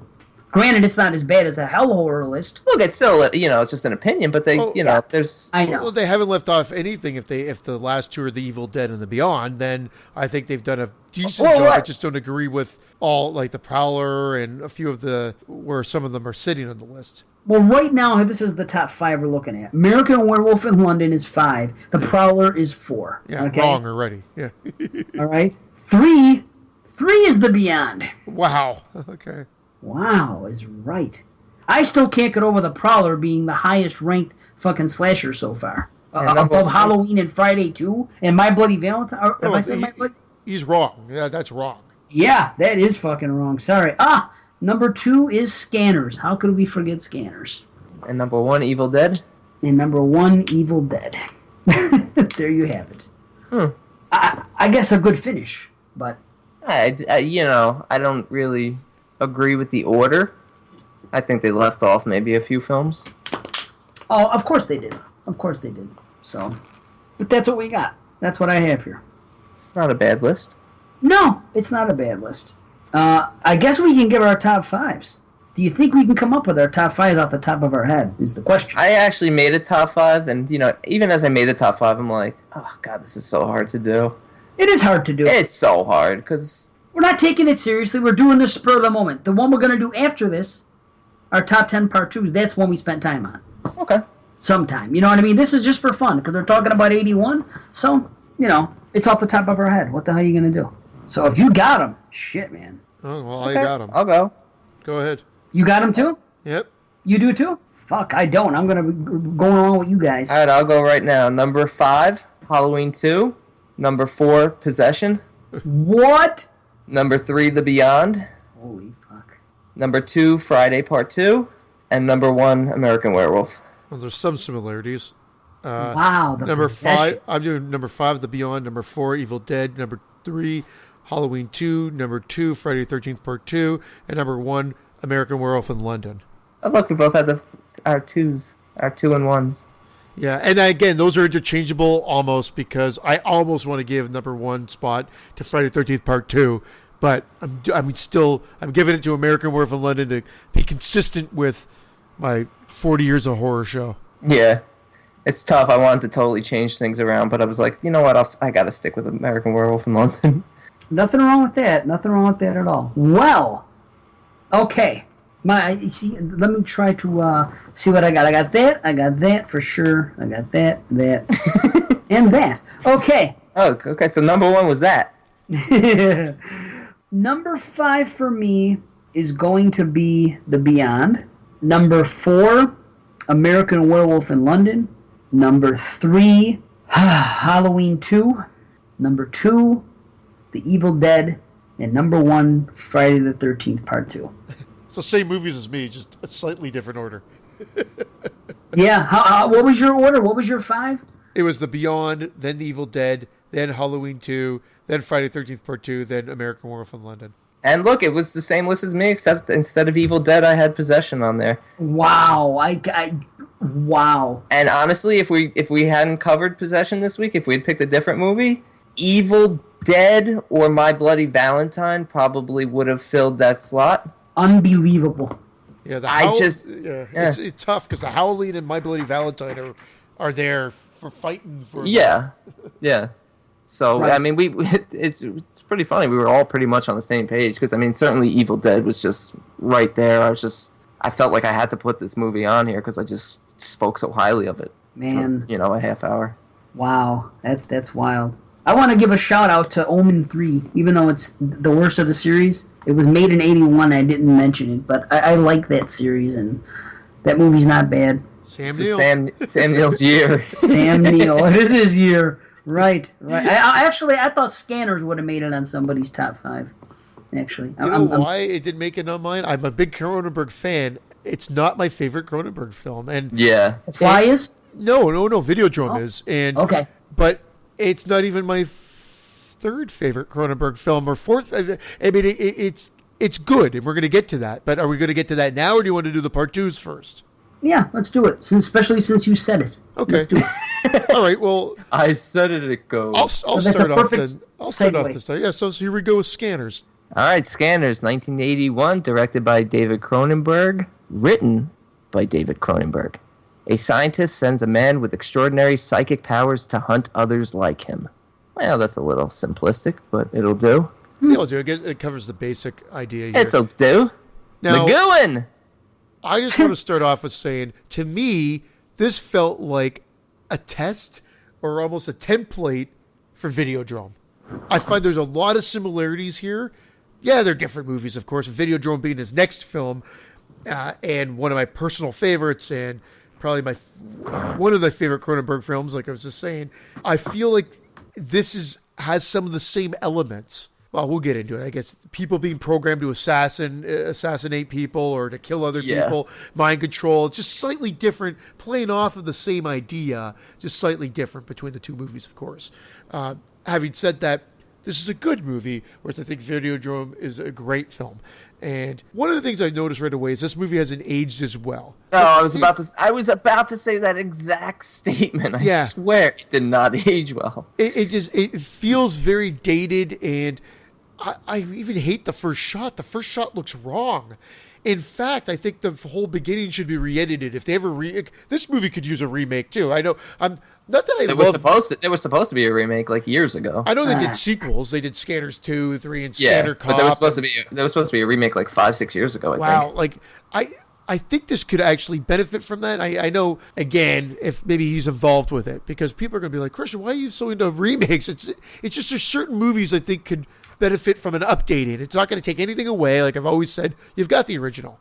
So be it. But this could use maybe an update. Like, for instance, I think this movie should have started with that whole speech from that guy that says, I'm going to scan you. Anybody interested? Start with that scene. Can you imagine if that was the opening scene? Yeah. You saw that in theaters, and that was the opening scene. Everybody would have stood up and be like, this is the greatest fucking movie ever. Yeah, and then cut to the scene of him being loose. But it's such a weird... That opening shot is a really boring medium shot of what looks like a cafeteria door, but it's the mall door, that he just opens and kind of stumbles in, and then it cuts to a way more impressive looking far shot with the lights up top and whatever. I was like, what? I was shocked because I hadn't watched this movie in a long time. I've watched this movie. This is probably like the 4th time I've watched this film. So I haven't watched it as many times as any of the other Cronenberg movies. Pretty much any other Cronenberg movie other than maybe Shivers. That's probably the one I've watched the least. Anyway, so I thought the first shot was bizarre, and that the whole opening, the whole 15 minutes could have been reassembled to be a little bit more punchy. And like you said, to start that movie, or like I said, to start that movie off with that whole sequence with Revok and the head explosion and whatnot. Now, I know, like, when we talked about Possession, you talked about the overacting, maybe. Oh. Now, what did you... I mean, and I'm going to defend it here. It's only one person. But the lead. Yeah, but I mean, I feel like it was intentional for the sake of him just being somebody who's been on his own his entire life, has no social skills. So he's sort of like a robot. But man, it's just, it's distracting. It is a little distracting. Yeah, it is. No, but I think it's intentional. I don't think that Stephen Lack is a terrible actor. I just think that that's the character. No, I think he's poor. I think he's a poor actor. I think anybody else could have done a better role. He comes across as child. I mean, I think you're right. I think they said you probably his directions was you're almost like a child. You haven't really been around people because he acts like a child and he acts robotic, but it comes across as just bad acting. It does. It does come across as bad acting. So, and that's the negative. That's the negative. And then, and Christian, you said about the beginning. I agree that it would be a better way to start the film, that would be awesome. In retrospect, yes, and especially like a movies nowadays movies, that's totally how it would have begun. It almost, you know what it also would have been, if there was a trailer. That's how the trailer would have begun too, I think. Yeah. Very serious, like boom, and I'm attempting to scan. I also don't like the He fact said. that he sort of is able to control his abilities so quickly. Who, Revik? No, Vale. Okay, he's able to control it. Oh wow, Like, yeah, I mean, he's great. He's having breakdowns, and then all of a sudden, one meeting with McGowan, and he's he's an expert. I get the whole age thing plays a factor. He's one of the originals. He's had the higher dosage. But He's the man. He's the fucking. He just doesn't realize that he's the man. Him and Revik are the strongest too. Straight up. yeah, but in the end. there's no, there could have been more. I don't think You there know, needs to be more. Why? It's explained. Revik explains it perfectly in that The fucking. best part 5 of the minutes scanning each. scenes. Oh yeah, they're great. But I'm saying, why do you're complaining because you think that he got his abilities too quick? Yeah, he walks in, he scans some Buddhist guy who can lower his heart rate and nearly kills him, and he's like, that was easy. And then, okay, I'm going to kill Revik. Because he's the man. Because he knows how powerful he's gonna be. But as soon as he gives him the dose of that shit, what's that stuff called? Whatever, Ephemeral. Ephemeral. Okay. As soon as he gets the ephemeral, that's what brings him down to earth. You know what I mean? And then Dr. Ruth, safe sex, can talk to him. Yeah, talk to Ruth. I couldn't stop laughing. Yeah, that had to be intentional. At this time, I don't know, 81? I don't know how big she was in 81. Maybe it was, I don't know. But then again, Cronenberg wouldn't do that joke. Why not? I don't think it's his type of humor. To name somebody I heard he has quite a good sense of humor. Maybe he does. I guess when I look at his body of work, it doesn't seem very humorous. And you know what? Let me say this. I'm not going to talk a whole lot on this thing. I'm going to say one thing, though. Anyone that's listened to me on the Skeleton Crew will understand what I'm about to say, because when we did a retro like a year and a half ago or something, and when it was done, I had not even seen Scanners ever. And the only Cronenberg movies I had seen were The Fly and The Brood, and that is it. And I intentionally avoided it because it all looked sci-fi to me, and I didn't think I'd be into it. Matter of fact, I owned Scanners on DVD for about 15 years because I knew it was a classic, and I heard people say watch it, and I bought it, and the mood just never struck me. I would look at my DVDs, I would see it there, in the S's, and it just never happened. Just like Clockwork Orange. I've owned Clockwork Orange all my life in some way or another, and I still have not watched that movie. The mood just has not struck me. So, I know, it's fucked. Mood. Yeah, the mood. It's a certain mood I think I gotta be in for certain movies. I don't know, but I didn't watch it. So I watched Scanners. This is my second view of Scanners. Second view, Dave. Here we go. I mean, the first time I'm confused as fuck because you know me in a movie like this, and I'm asking all kinds of questions when we did the Skeleton Crew show. This time I watched it knowing what to expect to a degree, knowing what was going to happen and what it was all about, and I found it so much more easier to follow and enjoyed it even more than I did the first time. And I enjoyed it the first time. So maybe because you guys have seen it more than I have, I haven't seen it that many times, but it is to me, it's the most simplistic Cronenberg film to follow. Now it is. This time it was. The first time it was not. The first time I felt like I couldn't miss anything. I thought, you didn't want me to get into it. Go listen to that fucking episode. Cronenberg Retro Skeleton Crew. It was in the 80s or 90s. I felt like it needed more of a dual storyline, more back and forth to Revik. I just felt like Michael Ironside was awesome, and he just wasn't. He is awesome. Enough. He is awesome. I mean, look, in this movie, he's had a great career. He just continues to do stuff. So. Well, I think they drag things out here. Like, I think everything's just played out longer. You would never get away with this nowadays. But nowadays, I mean, everything's ADD, editing and whatnot. But I'm just talking about from a lot of how the setup's done, which is interesting and good. As you progress, like the whole scene where he brings a bunch of people in and they're all getting into his head, the voices. That scene, I think, goes on for like a minute and a half. Yeah. And you're like, what? I got it on second 5. Like when they're bringing them up and it just keeps going and going and going. You're like, wow. And there's a few of these scenes that just go play out a little bit long. And it's not a long movie. So to say, oh, they should have taken out like 10, 15 minutes, the movie would be very short then. But it did feel it still ran like an hour and 40. Oh, it did it? Well, then, yeah, they could have Hour taken and like like- 20 minutes. Yeah, They this could've- one definitely felt like it could have been cut down a little bit. I agree. They could have cut it down, but I never felt that like what you said. I never felt. I was never watching it, saying to myself, "Oh, this is going on too long." It didn't happen. No, I didn't say that either. I just was like, for the length it was, I was like, well, I wanted to see more of this rather than this. Like, I felt like I was just watching Cameron walking around. Hearing you guys say it, it put it in my head. But as I'm watching it last night, it was just a really good experience for me. I actually watched this twice also. Wow, really? Wow. Yeah, I Shit. put in a lot of work for these movies, so thank you for shortening the reviews to like 20 minutes. Rookie of the year. We're trying. Don't you love Dr. Ruth's title, though? Asshole. He calls himself a psycho pharmacist by trade, specializing in the phenomenon of scanners. Like, how did he get that job?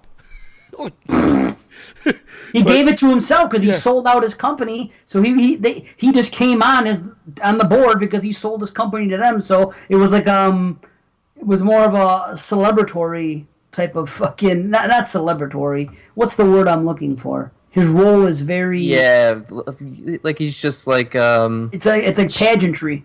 yes. He just has a role. He's grandfathered in because he sold. I know what you're trying to say. I can't think of the word though. Yeah, I can't put it in the right words either. But either way, he was on the board of directors or whatever you want to call it, and he sold his company, so he was an important No, he was the guy. founder. Yeah, I know, but he still sold his company, so Yeah. it's not his company anymore. He sold it to Consec and just So- stayed on as like a consultant. Right. That he did, and he Just can call sat himself what he wants, I guess, can he? Honestly. But let me say this. Exploding head. Holy fuck. I've seen that scene a few times before I saw the movie. Amazing. And I said it last night. I was like, wow. And I think that explosion is so good that I would say wow every fucking time I saw that scene. Dick Smith, man. It's shocking. It's still shocking, even Dick though you know Smith, it's coming. right. Yeah. Oh, it's amazing. The Yeah. tension of it. And then, like, oh, man. And yeah, Dick Smith is fucking great special effects in this, of course. And Howard Shore with the score, like he almost always does with Cronenberg movies. It's good stuff. For sure. The score was good. for Man. this, yeah. The blood after the exploding head. The exploding head is beautiful, flawless, in fact. Oh, yeah. There's no blood anywhere to be found after. Should have There's painted no- the front row. It happened so literally- fast. No. But if you look back, they walk by the thing. There's no blood on the countertop. There's no blood on the wall behind. They should have probably sprayed that with blood. Minor That's because quibble. it wasn't an exploding head. It was an imploding head. There you go. Can I ask you guys a question about this movie? Sure. Okay. This confused me the first time. It's confusing me still the second time. How come after Cameron meets Kim Obrist and they have all that stuff go down, now Cameron is sent to find Revik? Is he not? Isn't that the objective from Dr. Ruth? Find Yeah. fucking Revik. Okay. So he finds this girl. She has nothing to do with Revik. She is anti-Revik. She's not in his camp at all. Correct? Correct. Okay. Why does he call Dr. Ruth and say, I have a Revik informant? Okay? An informant from his group. And then when they get there and the guy's asking her questions, he knows that she's not with Revik. Why does she say that she is? What is that all about? Why wouldn't she just have said, hey, Dr. Ruth, I don't have Revik, but I have this girl here who's gonna help us fucking find him. She knows everything about him, and she's leading this fucking thing. Do you guys know what I'm getting at? Why did that happen? I don't understand it whatsoever. Why did they lie? No, I don't know. Okay, Yeah. so it's not me. Okay, No, there was. I. listen to me. I asked the same question on the Skeleton Crew. No, Jamie there's a Jenkins is a reason. fucking Cronenberg freak. It's her favorite director. She loves it. And I don't think she was able to answer me. Neither was Alex. But it was his first or second time, too. So whatever. So I'm asking you guys the same question. So that makes no fucking sense in the plot of this fucking movie. None. Well, weren't they looking for the mole within Consec? They had figured out. What would that have to do with her? Why would he call Dr. Ruth Because why would he bullshit him? He doesn't. To him. That's his fucking mentor. He's done everything for him. So, but why they knew would there was a mole because of the fact no, that no, no. They knew. You know who knew it was a mole? Fucking Revik's guys. Revik and his guy. I forgot his name. They knew there was a mole. Dr. Ruth had no fucking knowledge of any mole. not Revik. Revik is Michael Ironside. I know who it is. They saw Revik working at the other place. I know on the that. pipe program. I And knew it was connected to Consec, that it was a sub-program of Consec, so they knew that somebody at Consec Oh, yeah, they knew. You're right. was They connected to him. So and they it was had that to kind of infiltrate to figure out. So I guess he didn't tell Ruth because he wouldn't be able to trust Ruth right away because Ruth could be the traitor. Why? And then they learned you that- really think that Cameron didn't trust Ruth? Ruth fucking saved that dude's life and trained him and taught him everything. Why would he all of a sudden say, "Oh well, I don't know, he might be doing something"? I don't think he has the capacity to think that way. Well, maybe he would have told them if they, because he did say, "Where is she?" At first, he asked, "Where is she?" And then Ruth says to Cameron that she's with Keller. But don't worry, the ephemeral I gave you was harmless. It won't do anything, so she'll be able to protect herself. So maybe he just didn't feel he had to explain himself then. I don't know. Either it's okay. I don't want to grasping at straws here, but whatever. I don't want to. But yeah, no, that is a little quibble. Okay, just making sure that it's not me. Okay, because we can't attempt to fucking. Yeah, I thought you were gonna ask about Ruth's speech before he's killed. Ruth's speech. Oh, when he's. Oh no, I'm not asking about that. I thought you were gonna ask because the whole idea is he. I'm not so. Do you think he knew what Revik was up to? He probably figured it out at that point. Yeah. I think he kind of knew the whole time and just kind of. Then what did he need Cameron for if he knew that the whole time? Because he's a scanner. What does he care if Cameron's a scanner? What difference if he knows Revik? Oh, okay. It's basically, Cameron was the only chance to stop Revik. Yeah.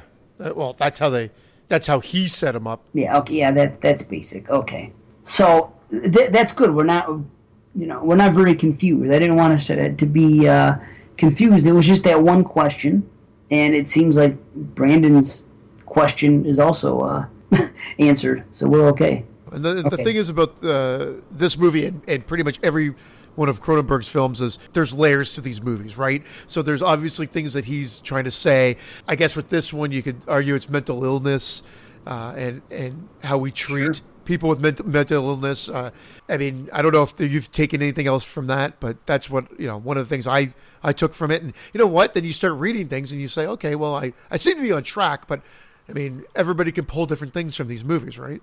Oh, without a doubt, yeah. Mm-hmm. I'm with you on the mental illness thing. I'll say that. This is like mental illness, a slant on mental illness meets X-Men.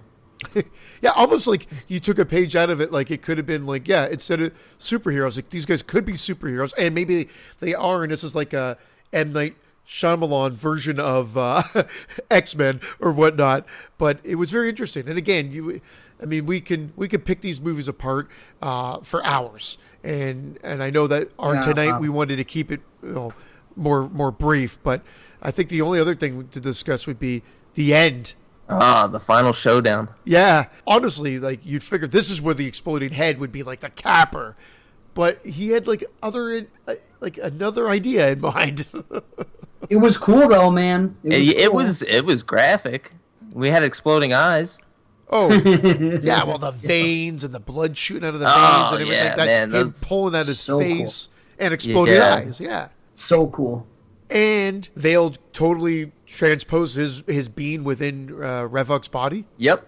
Because you notice the hole on his head was gone from when he had drilled into his head when he was in the asylum. Eyes. Yeah. And the eyes, yeah. And the voice too was Vale's. Yes, yeah. I never thought about the thing being gone from his head. Wow, you're right.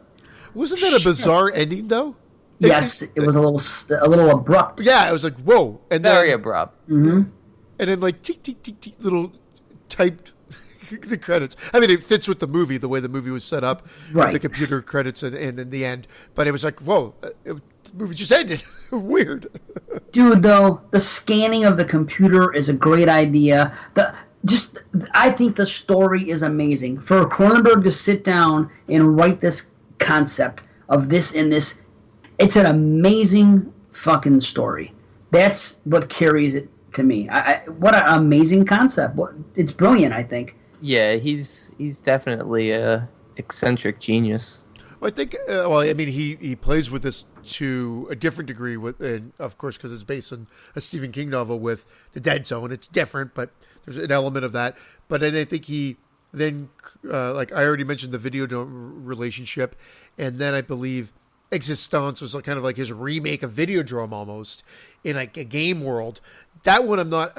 That one I'm not sold on. I have to watch that a few more times, I think, to be able to really comment on that. But that one is like one of my lesser faves of lesser films. Yeah, I only saw that one once, and I didn't love it, but that was a long time ago. Yeah. But it's almost like those three movies can kind of go together. Almost like I feel like Shivers, Rabid, and The Brood could kind of be its own little sort of set of films as well. Yeah. I love The Brood. I still haven't seen Shivers or Rabid yet.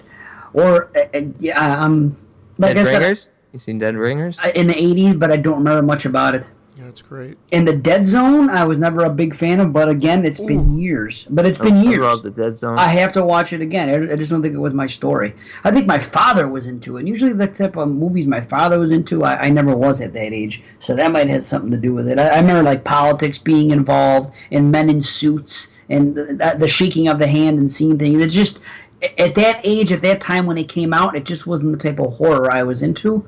And I just never went back to watch it. But, because of that, when I did that show with Skeleton Crew, and I started watching more Cronenberg, and like I blind bought Scanners and Videodrome when they had the Criterion sale a couple years ago. Yeah. Blind bought them, and so glad I did. Now I've seen Scanners twice. I need to rewatch Videodrome, and everything else Cronenberg that I've seen, I really enjoy. While Crash is weird, it's not anything like this. But either way, I really want to get into more of his stuff. Yeah, Crash is definitely different from his other stuff, but all his films are definitely thinking films. Oh, and that was definitely a common theme with the two we chose to review tonight. You really gotta be committed to putting in some thought and definitely multiple viewings. Yeah, and that's just it. About these movies, we should probably just rate this one too. It's the same thing. You can talk for 2 hours about it, or we could just be smart, give a little bit of discussion and give our ratings. And I'm sure almost everybody listening has seen Scanners, and if not, I would say you should. Oh, without a doubt. Yeah. But Christian, I'm curious as to, you're really into Cronenberg, and I think you said that this was not even in your top 3 or something like that. It's actually not even in my top 5 Cronenberg, but I would rate this a 7 out of 10. 7 out of 10? Okay. 7 out of 10. Okay. I say, like, my favorite is Videodrome, I believe then followed by The Fly, then The Dead Zone, then Dead Ringers, and then The Brood. And, again, some of those could be interchangeable because they probably rate very similarly, but Videodrome sort of just has just a little bit of an edge over all of them. I gotta watch it again. I've only seen it once, so the second view is gonna make it or break it, as always. Yeah, I'm coming in just slightly higher than you, 7.5. Wow, look at me over here! Holy shit, man! I'll tell you what, you guys actually talked me down a tiny bit. And I am coming in at a fucking 9. Really? Oh, that's cool. That's cool. Fine. I had this at a 9.5, and I only took that half a point off because of Cameron's acting. Because of that. Other than that, and even that, I totally defend it because I felt like it was just the character trait. I think it's a bit of both. Maybe. I don't know. I don't know. Either way, it's a misstep as far as I'm concerned. So either way, it was worth taking the half a point off. Okay, it was hard for me to say a 9 for possession right after Christian said 4.5. Sorry. Yeah. And again, I think this one's always hovered in around that range. I don't know if I've ever been as high as a 9, but I've definitely maybe gone to an 8. Scanners is a very good movie. You should see it if you haven't seen it. And then if you're not into Cronenberg, it's a good place to start. But if you haven't started with Cronenberg, then I'd just say start with Shivers or the other. It's also called They Came from Within. Start there and then move your way through. Shiver me timbers. Shiver me timbers. I'm in love with the story. I think it's an amazing story, and what a concept to come up with the whole thing. It is an amazing concept, but it definitely didn't age well. See, for me, that's part of the charm. Oh, it's definitely got a charm to it. It's 81, but it feels 70s. But I don't. That's the thing. It feels even dated for 81. It does. I agree, but it's Canada. Oh, give me a break, Canada. No, but I do feel like just certain things, like, again, I don't want to reiterate what I already said earlier.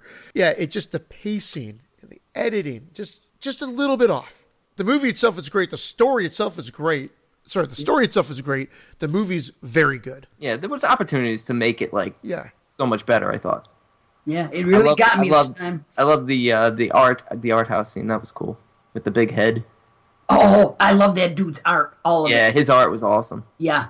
So cool. We didn't talk about that part at all, but that shit was great when they came there and they fucking attacked and how he was talking to him and telling him. Yeah, he was inside the head and then he's scanning talking to him. Yeah.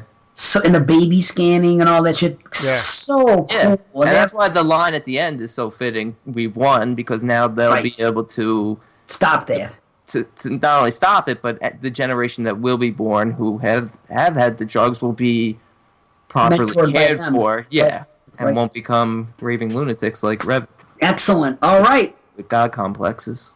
Fucking A. He was badass though. He's great. He really is great. Like anytime you see him in something, he's just a really good actor. He kicks ass in this movie. Yeah, he does. Awesome. Okay. He's a good actor. Ooh. Yeah. Canadian. All right. Canadian. He's a fine Canadian. Yes. So we got one more order of business. It has nothing to do with 1981, but it's a fun thing that we decided to do. We're gonna randomly do these things with sequels. I'm thinking of franchises and different numbered sequels. So I thought there'll actually be a little 1981 tie-in here. Yeah, there will. Yeah. So there's gonna be today. We're gonna discuss our favorite part 2s. We're just gonna give quick lists. So we each came up with our favorite part 2s of franchise.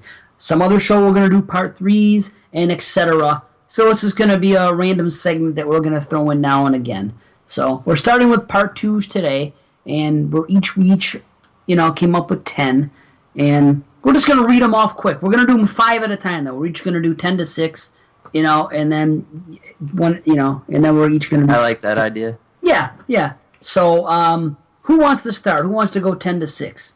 I'll start. Okay. So my number 10 is Evil Dead 2. My number 9 is Psycho 2. My number 8 is Texas Chainsaw Massacre Part 2. You don't say. Part 2. Okay. And my number 7 is... Wait. Yeah, my number... I got lost. My number 7 is Phantasm 2. And my number 6 is Hellraiser 2. So wait a minute. Hold on. Did you just give 5 or 6? I might have fucked up. I don't know. No, 10, 9, 8, 7, 6. You gave 5. Yeah. Let me hear the 5. Rattle them off quick. One more time. You might have said 6 titles, but you gave 5. No. Numbers. Evil Dead 2. Mm-hmm. Psycho 2. Yep. Texas Chainsaw Massacre 2. Mm-hmm. Phantasm 2. Hellraiser 2. Okay. All right. So, interesting. Yeah. I'm going to have some on there that are the same. All right. You want me to go next, Dave? I don't care. Whatever. I'll go. Now, before I even say this, I'm not cheating or anything, but a lot of heavy hitters left off. This was a tough list. This was a really tough list, but I'm just going right for it. I made a list of like 40 part 2s, and I just picked the 10 I like the best, and here's what I came up with. Number 10, VHS 2. Wow. Number 9, Final Destination 2. Wow.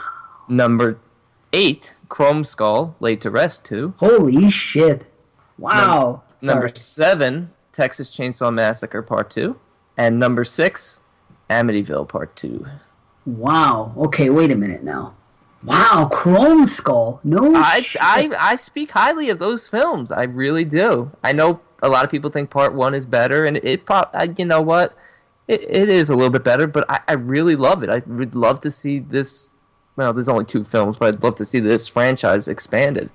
Wow. I don't know why they stopped making these films. I never saw the second one. I didn't hear anything good about it. I saw the first one and thought it was okay, and never saw the second one. I really like the first one. I really like the second one. Good kills, lots of gore. And again, we weren't doing part twos that eclipse part one necessarily. We're just doing our favorite part twos as of right now. Yeah. Mm-hmm. So that was a surprise. That one was. I think you had another one that was kind of surprising. Maybe even 3 out of your 5. Let me think of VHS 2? VHS 2 I enjoy, but at the same time I'm a little surprised at it. Final Destination 2? Oh, okay. I'm a little surprised at that, but a lot of people like Final Destination. The best premonition scene in any of them. Yeah. I mean, absolutely amazing. Yes. I love the premonition scene. Yeah. Totally. And that's a good series. Christians sound kind of what I expected and similar to mine. I'll tell you what. Did you guys take a long time to come up with yours or no? I'm curious. Not really. I tried to take a long time, and then I'm like, you know what? Just pick 10. I felt like there was no wrong answer. Like, there's 10 films that I didn't pick that I probably could have put a list together and been like, and you guys would have been like, oh, cool. Good list. Well, here's what's weird. I came up with mine like within 30 minutes, but I came up with 11. And I was fucking stuck at 11. I was like, man. Just do a T10. What do I cut? What? No, I don't cheat like that. What do I cut? What? And I finally made the cut. Everything, it was pretty easy to rattle off just those 11. When I came home and looked around some more, I'm like, no, these are good, but I can't necessarily say they're a top 10. But, okay. Here's my number 10 is Rec 2. Nice. That made the cut. You won't believe what I cut because it's on both of your guys' lists. Number 9, The Devil's Rejects. And I'm surprised I haven't heard it yet. Everyone seems to love it, and I really enjoy the movie, but I don't think it's his best. I like Corpses more. Can't believe you cut Texas Chainsaw. 10, 9. Number 8 is Damien, The Omen 2. I'm a big fan of that movie. Number 4, 10, 9, 8, 7. Sorry. Number 7 is Evil Dead 2.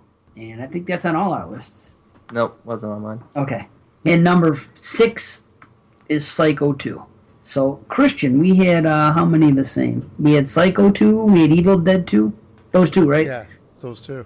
And I think I'm the only one so far. But were you surprised at any of mine? Rec 2 surprised? I have it on my list. Yeah. Just not on my top 10, but I have it on the list that I made of like I made a list of like 2 made.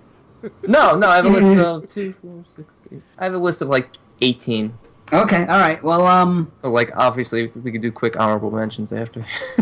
Yeah, go ahead, whatever. All right, let's go to the next one. And then at the end, we'll read them all off 10 to 1 in order. But, I think it's better, for discussion this way and to take them in. Now you get the big top 5.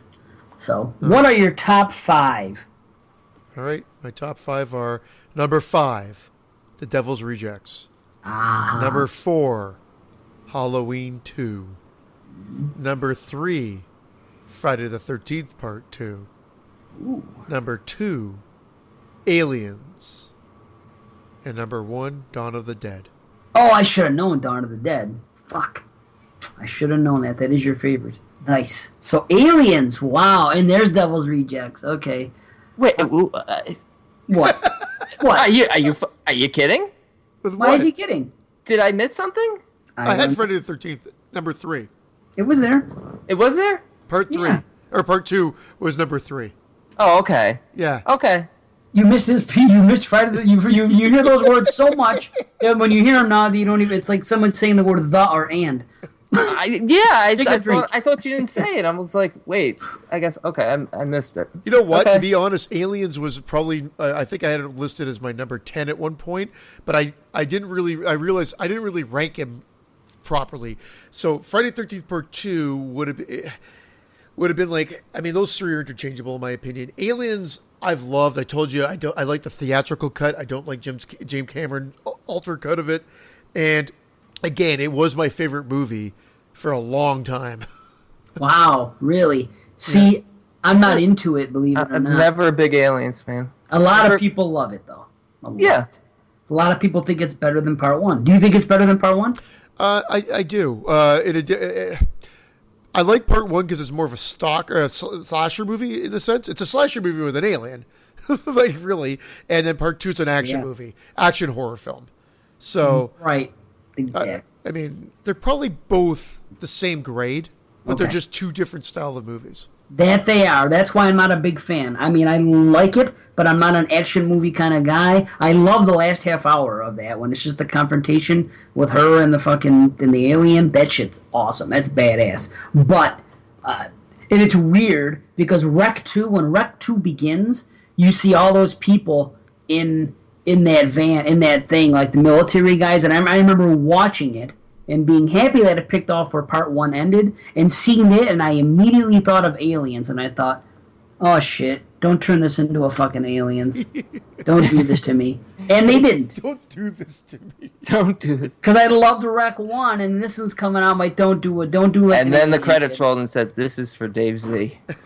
And then they turned it into an Aliens. They did not. They did the right thing. I mean, like I said, a lot of people love Aliens, but I love the first one.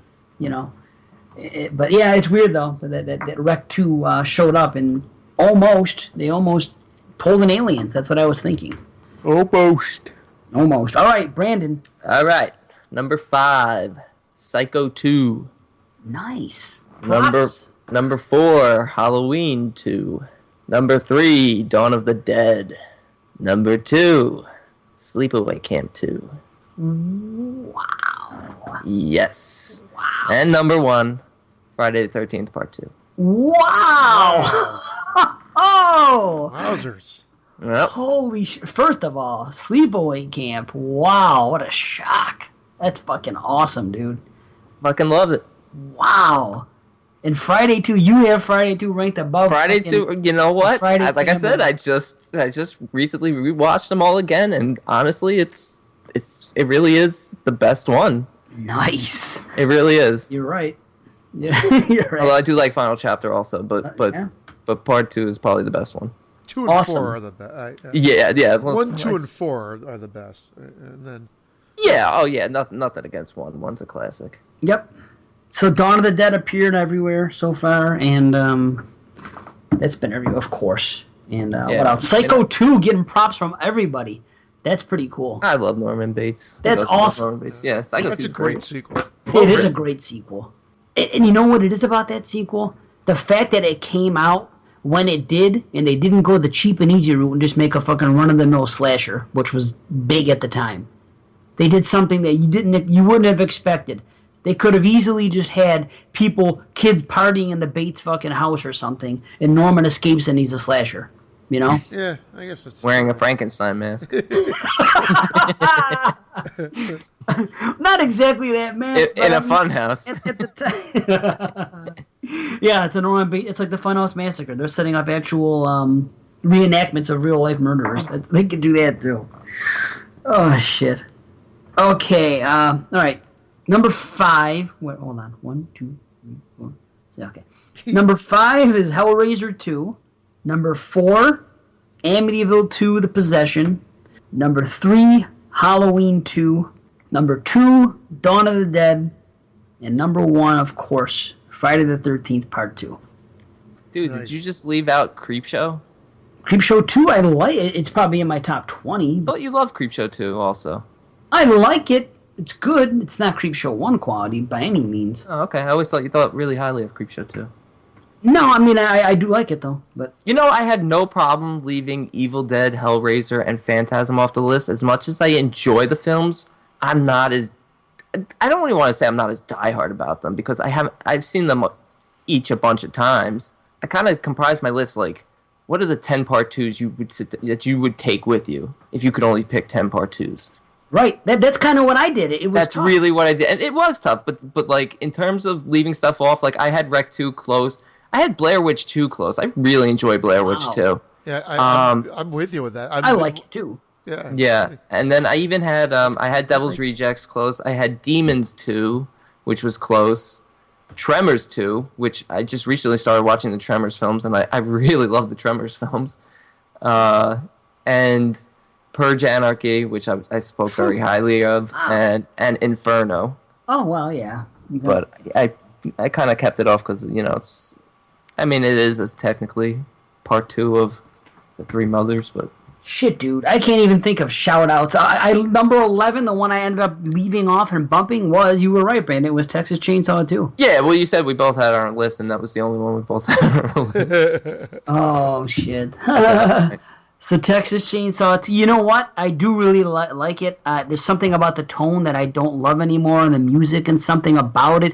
Chop Top is what it's all about. That movie is great. Yeah. And the first 20 minutes is great. But about halfway through it, and it's the only thing that's going on anymore that's any redeeming is Chop Top. I mean, the Dennis Hopper shit, and when it goes on too long and some others, to me, it's very front-loaded, and I don't know what it is. Don't get me wrong, it's my number 11. It's right there. But the older I get and the more I loved it when I was a kid, and I've kind of fallen out of Evil Dead 2 as well, but I still feel something stronger for that movie. Yeah. Maybe because I prefer the first Evil Dead to it or something. Yeah. What did we all have? Oh, I'm sorry. You have some shout-outs, Christian? You know what? I had Basket Case 2 and Wow. Amityville 2 and Sleepaway Camp 2, to be honest. They're all up kind of in that top 15 area there. But, yeah, I didn't have a problem cutting it down. I love Phantasm 2. And in fact, I think I like Phantasm 2 better than Phantasm. Well, you know what? I hear that a lot. And here's the weird thing. I've only seen Phantasm 2 a couple times, and it was when I was young people have talked highly about it. I rented it about 5 years ago, and it was the first time I saw it in the longest time, and I was excited to see it. And I remember as I'm watching it, this is what I took from it. This is everything about the 80s, but kind of like the worst stuff about the 80s. Like the horror movies from the 80s, they had tropes that I didn't like and things that I didn't like. There's very few things. It's hard to explain why, but the way I think I watched Phantasm, then I put 2 in right after, I think is what it was. And the way part 1 feels, and then the way part 2 feels, I think somehow that just kind of threw me off, I guess. It seemed vastly different from the tone of the first film, But I gotta watch. I hear you, but I don't agree necessarily. Cause I know, feel most people maybe don't. because he's at the helm and he's created all of them, that he's kept the same mythology. That's why I'm hoping. It sounds like we actually are getting 5 this year. Yeah, it's already got a release date. Yeah, Yeah, we are. September, October, something like that. I think the end of September. It's coming. Yeah, fucking awesome. Yeah, Reggie Bannister just had to cancel a convention appearance because of it conflicts with the release at the end of September. No shit. Yeah, and we're getting it, and we're getting Blu-ray releases and a box set.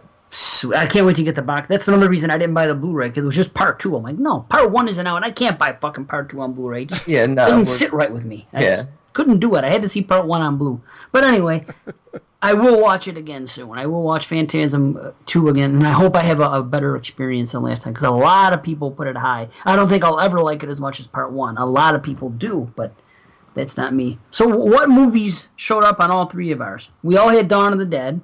We all had Friday 2. Did we all have Halloween 2? Yeah. Yep. I had Devil's Rejects. I don't think Brandon did, though. Did he? No, I didn't. We all had Psycho 2. Yeah. Right? But we all didn't have Amityville, Hellraiser, and Evil Dead, correct? I had Evil Dead and Hellraiser. I didn't have either one of those. Okay, so then that's where we end. As much as I enjoy Pinhead, I just don't love them. Although the first 2 are great films. Oh, fuck, are they? They really are. They are, but I don't, again, you know what it is? With Hellraiser 2 and Phantasm 2, and even Evil Dead 2, it's been a little while since I've watched them, so they're not as fresh in my head. So I'm thinking to myself, can I fairly put them in the top 10 right now when I haven't really watched them in a while? I hear you. I mean, I could have, it's been a while since I watched Psycho 2, but...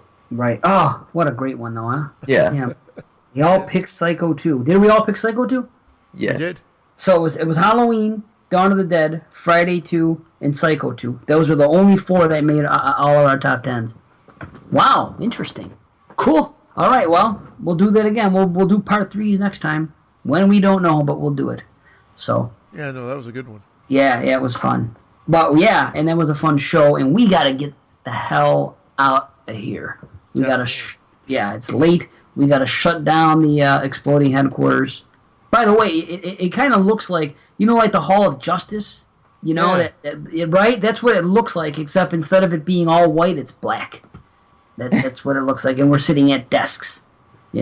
Like a big stretched out desk. It's really cool. Brandon has two big, huge balls resting on the top of his head, which I found very weird. But they're in my mouth right now. I'm taking this guy's pulse. You got chin ballitis now? I'm checking his pulse. Chin ball.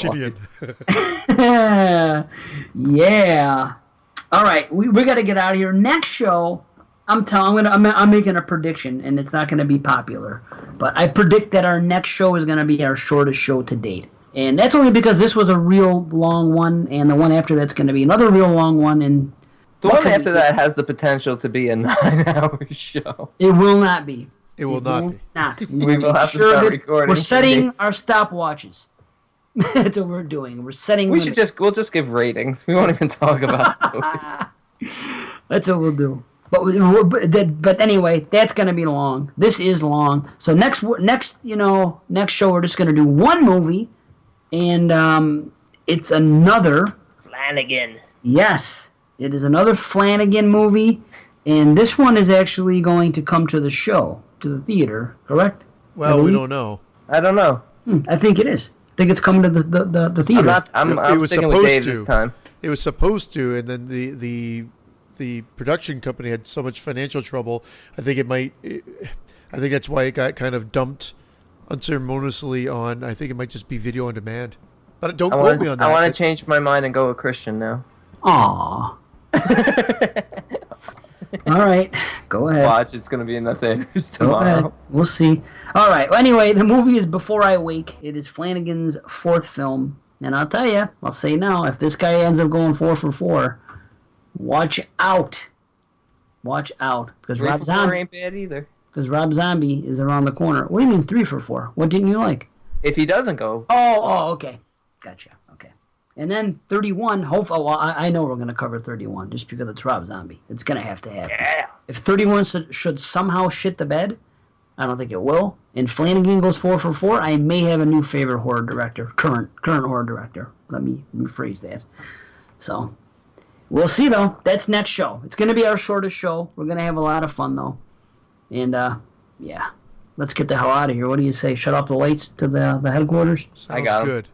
All right, let's get some sleep. All right. Brandon, you got the goat, all right? You got Philip. Clickety-clackety! Clickety clackety. Good night, All right. everybody. Yes, good night, everybody. Good night.